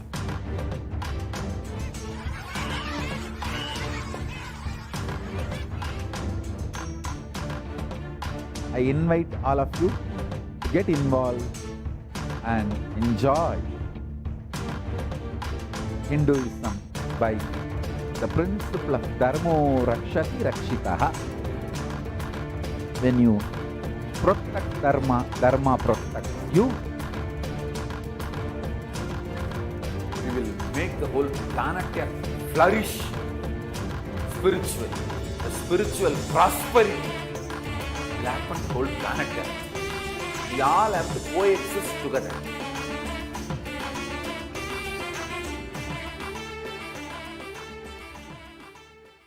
Just be alive for next 3 years. Don't die within next 3 years.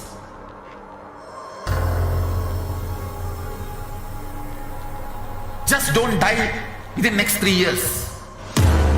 Be alive. Somehow be alive. I'm working sincerely. I will reach you somehow. Somehow I will reach you. It's my commitment to humanity.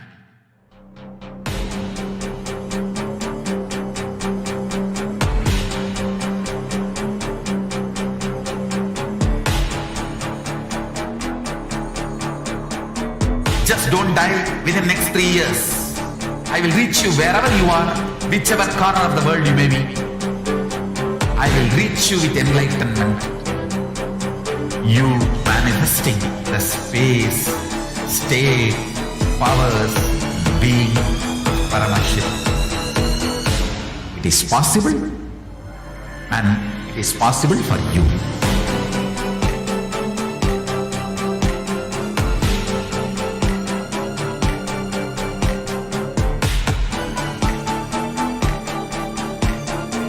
Paramashivam will reach you with enlightenment signs. I know he is going to do the job. Just be alive for next 3 years. Nothing else.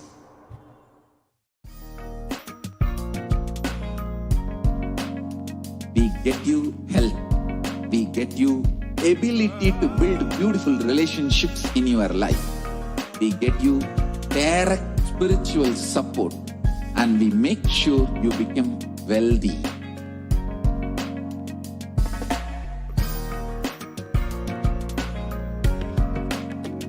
We won't stop giving you just good life. We will literally not stop till you live enlightened life. Manifesting the state of Paramashiva, space of Paramashiva, powers of Paramashiva, being of Paramashiva.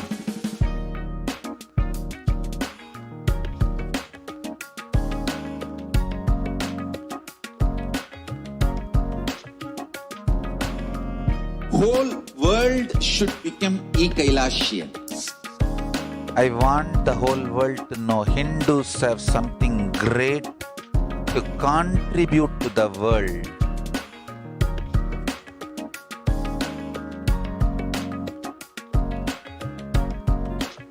We have something great to contribute to the world.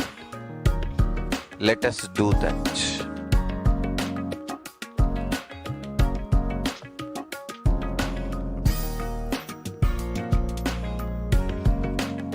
Kailasa is proper customized spiritual service helping you to identify your root patterns of suffering.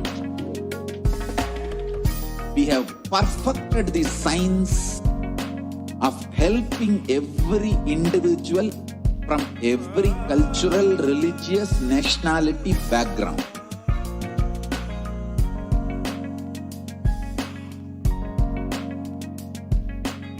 You will have lowest reactionary assumptions, highest awakened.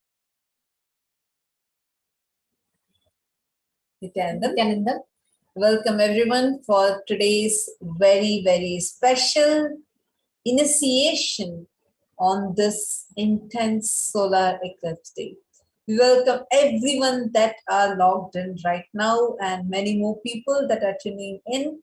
And in just a few more minutes, we are going to be having the live darshan of the Supreme Pontiff of Hinduism. So it's really exciting.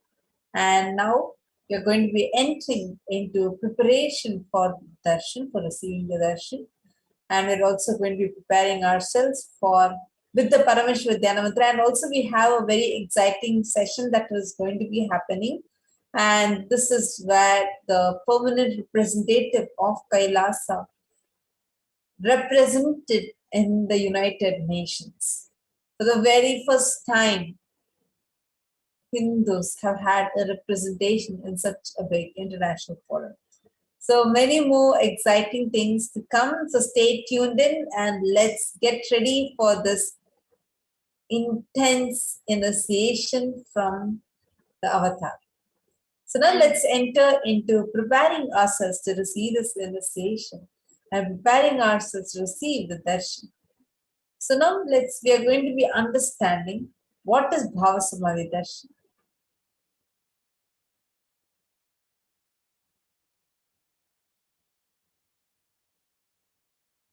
Yes. And now, as all of us are preparing ourselves and entering into the Bhava Samadhi darshan preparation, all those that are watching us on Facebook, YouTube, and various social media platforms, We have so many of you commenting, Ma Jalandhara Sita, Ma Orietta De Ferrari, and we have so many of you, Ma Nityananda Prajna, and each and every one of you that have tuned in with us, that are watching us.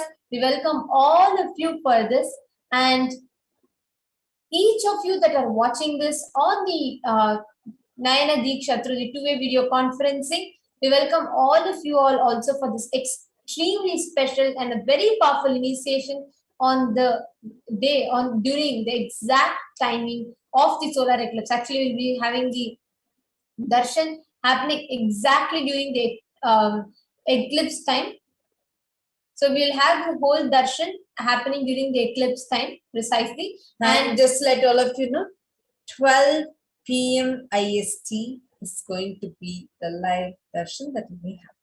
So now let's continue into the preparing ourselves for Bhava Samadhi Darshan. So Bhava Samadhi Darshan is not an event happening in space and time, but the darshan happens at the moment when we are lifted out of space and time. During the Bhava Samadhi Darshan, our neurons mirror that of the avatar.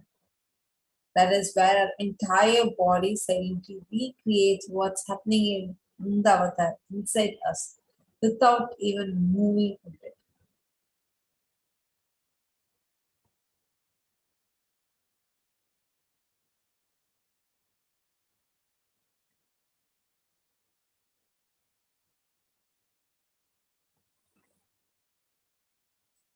Now, what is this word bhava? Bhava is defined as directing and activating the emotional and spiritual energy that is created through meditation on the avatar.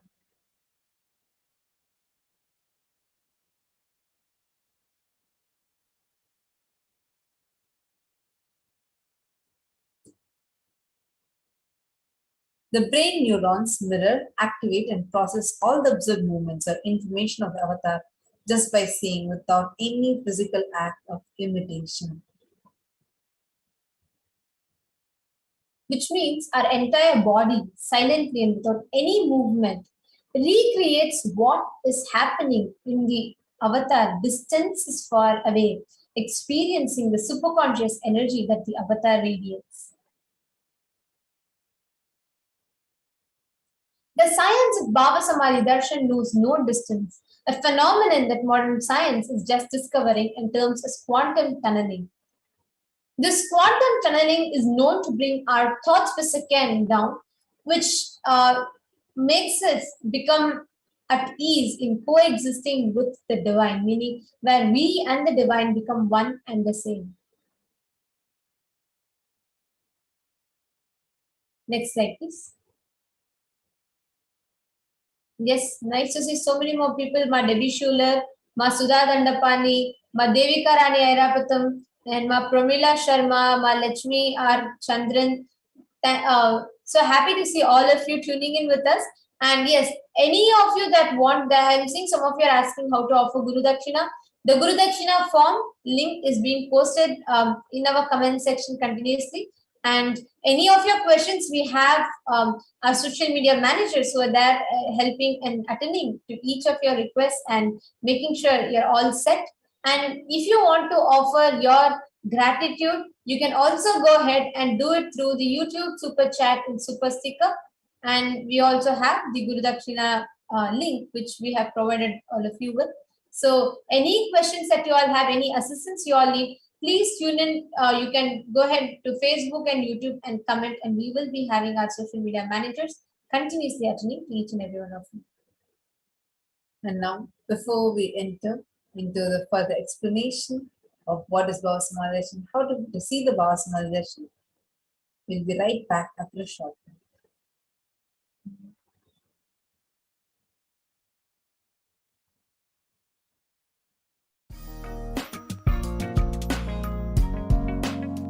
We get you help. We get you ability to build beautiful relationships in your life. We get you direct spiritual support, and we make sure you become wealthy.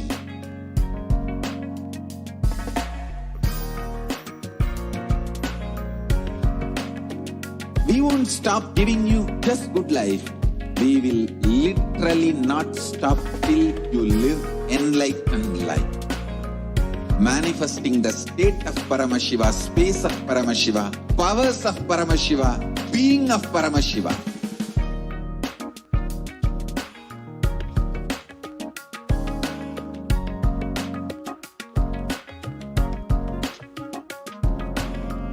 Whole world should become Kailasians. I want the whole world to know Hindus have something great to contribute to the world.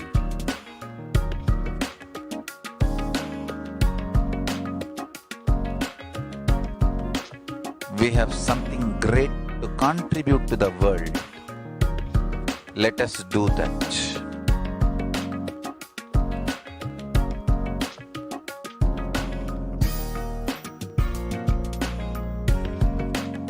Kailasa is proper customized spiritual service helping you to identify your root patterns of suffering. We have perfected the science of helping every individual from every cultural, religious, nationality background.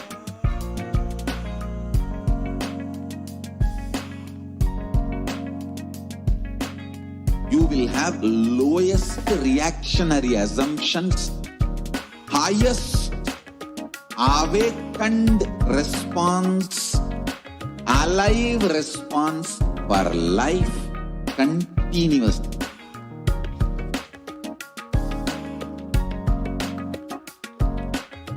Kailasa is enlightenment ecosystem, literally enlightenment itself in your own home, wherever you are. Proper customized spiritual service helping you to complete with your life negativity. Withdrawal from life, self-hatred, self-denial, self-doubt, so much of tiredness, laziness. We can support you aligning your diet, your attitude, your aptitude, your understanding about life. We can help you with everything.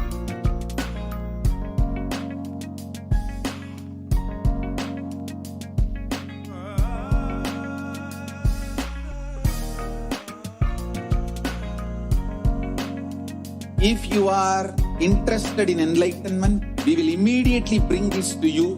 If you are not interested, we will explain the whole science, inspire you and make you interested in enlightenment time. We need to cater this enlightenment science to the whole world wherever they are, because enlightenment is the birthright of all human beings. Kailasa is responsible to provide that to all human beings.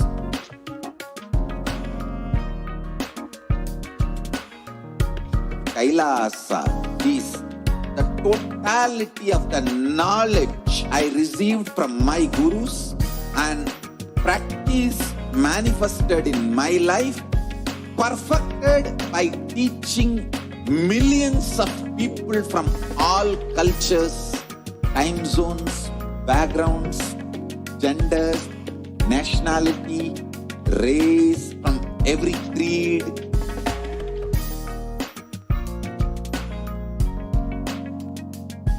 So this absolutely perfected knowledge available to you, served to you in your home without even you moving out of your couch, free of cost.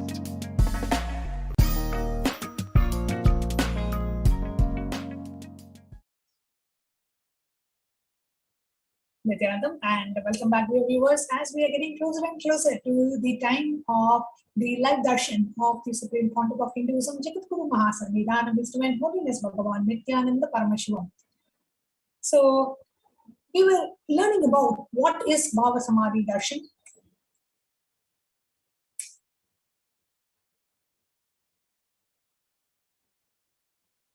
Bhava Samadhi Darshan, our thoughts per second reduces significantly and we relax into a space beyond thoughts. Thoughtlessness becoming mentally at ease in coexisting dimensions beyond duality, unconditioned by the parameters of time and space. Now, it is a probability of a quantum particle, like an electron with a less kinetic energy, to cross over the potential energy of an energy barrier. An electron acts both as a wave and a particle. Imagine a scenario: what happens when an electron with a less kinetic energy is approaching a hill? Will the electron be able to cross over the potential energy or peak of the hill? As a particle, an electron will require a higher kinetic energy to cross over the potential energy of a hill, or it will knock out, it will roll back. However, as a wave, the electron has the ability to pass through by propagating itself through the hill and go through to the other side.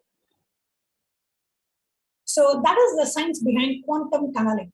The same science is imposed on people who witness the Bhava Darshan. This is because our neurons are able to mirror the neurons of the divine immediately. Through quantum tunneling, we are able to travel through the divine energy and mirror the exact same neurons. What is the science of Bhava Samadhi Darshan? When Bhagavan Sri Krishna saw his own extraordinary sweetness reflected in a jeweled wall, he was amazed and said, "How unprecedented and astonishing is this deep and indescribable sweetness of mine. Alas, when I see it, even I become greedy to enjoy its sweetness. Just like Radhika, when I see my own sweetness in the mirror, I become eager to taste it. But I can't.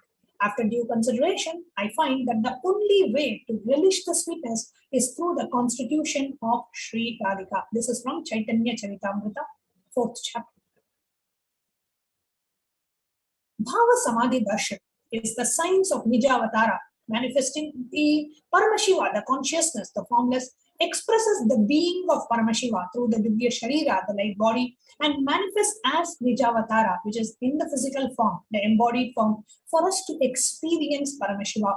So consciousness, formless, the being aspect as a form, as a formless form, as a divine body, and then we have the physical embodied form, which is the identity.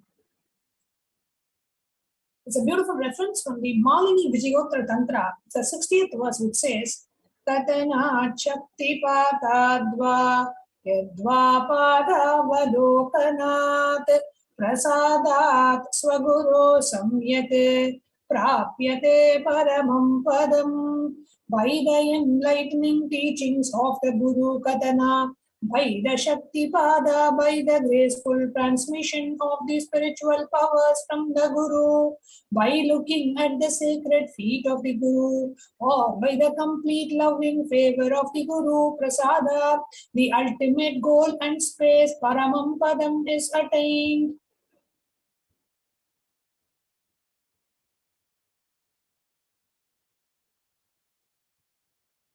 Devi Parashakti expresses through the being of Rajarajeshwari and manifests as the Nijavatara, the physical embodied form of Devi Meenakshi.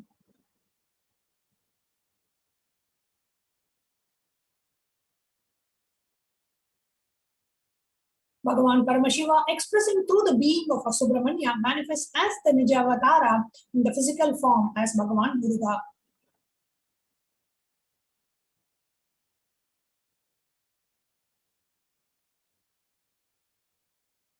Bhagavan Paramashiva expresses through the being of Arunagiri Yogeshwara and manifests as the Nija Avatara, the physical form, the Supreme Pontiff of Hinduism, Jagadguru Mahasannidhanam, His Divine Holiness, Bhagavan Nityananda Paramashivam. Bhagavan Parandama, expressing the being of Mahavishnu and manifests as the Nijavatara in the physical form as Bhagavan Venkateshwara.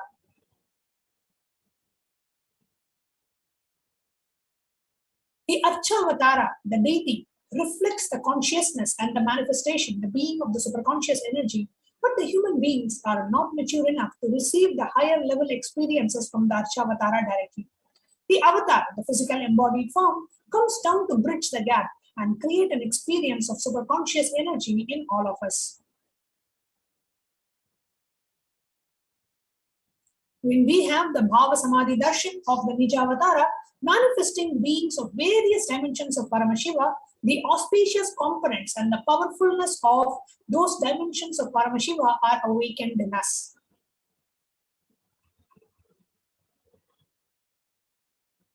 The dimension of Paramashiva manifesting in the Nijavatara for us to experience the same is Bhava Samadhi Darshan.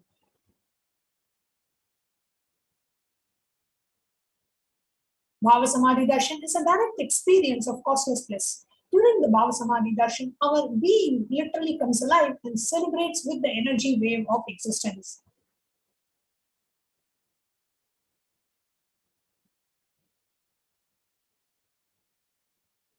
Our very muscles learn to imbibe and radiate Paramashiva.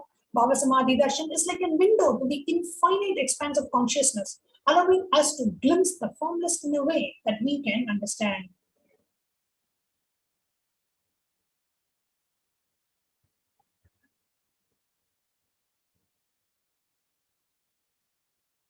Even without much effort from our side, our very biomemory awakens to the space of Paramashiva, the ultimate consciousness, during the Bhava Samadhi Darshan. To have a glimpse of having the darshan of the avatar cleanses karmas of lifetimes and creates a deep and a lasting transformation in us. The gratitude enables the reflection of consciousness on all levels, physical, psychological, ultimately conscious level. The darshan meditation as a preparation helps us fall into the space of gratitude, and it is during that time we drop the conscious resolution, the Satya Sankalpa of anything we want or need in our life. Be ready to reflect the consciousness of Paramashiva. That is all we need to manifest the best of our life and the lives of people around us.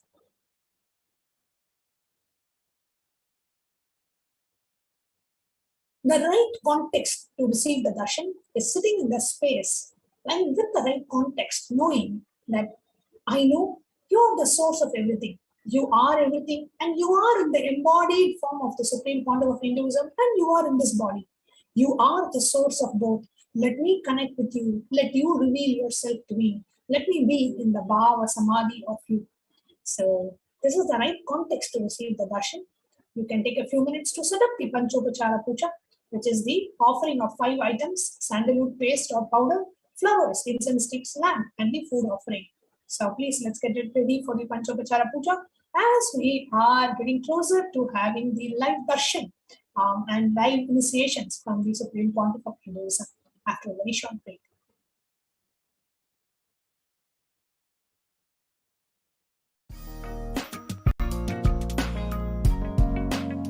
We get you health. We get you ability to build beautiful relationships in your life.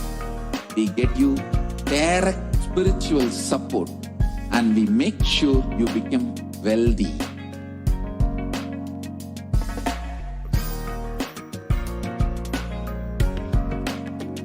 We won't stop giving you just good life.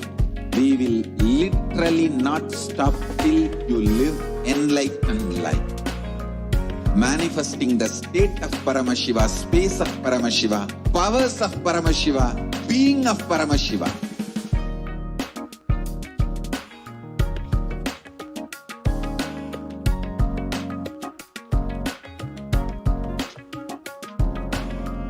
Whole world should become Kailasians.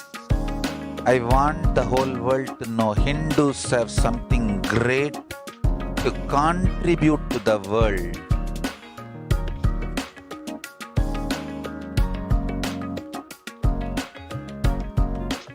We have something great to contribute to the world. Let us do that.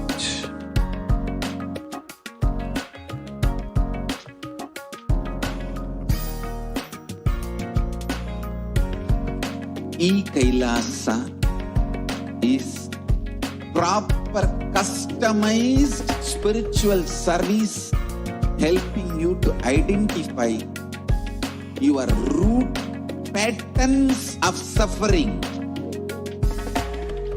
We have perfected the science of helping every individual from every cultural, religious, nationality background.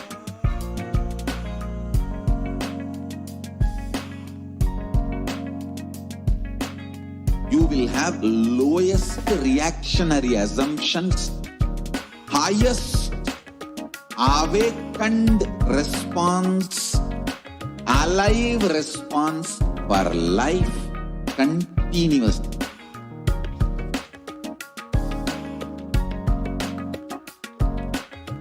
Kailasa is enlightenment ecosystem, literally enlightenment itself in your own home, wherever you are. Proper customized spiritual service helping you to compete with your life negativity. Withdrawal from life, self-hatred, self-denial, self-doubt, so much of tiredness, laziness, we can support you, aligning your diet, your attitude, your aptitude, your understanding about life. We can help you with everything.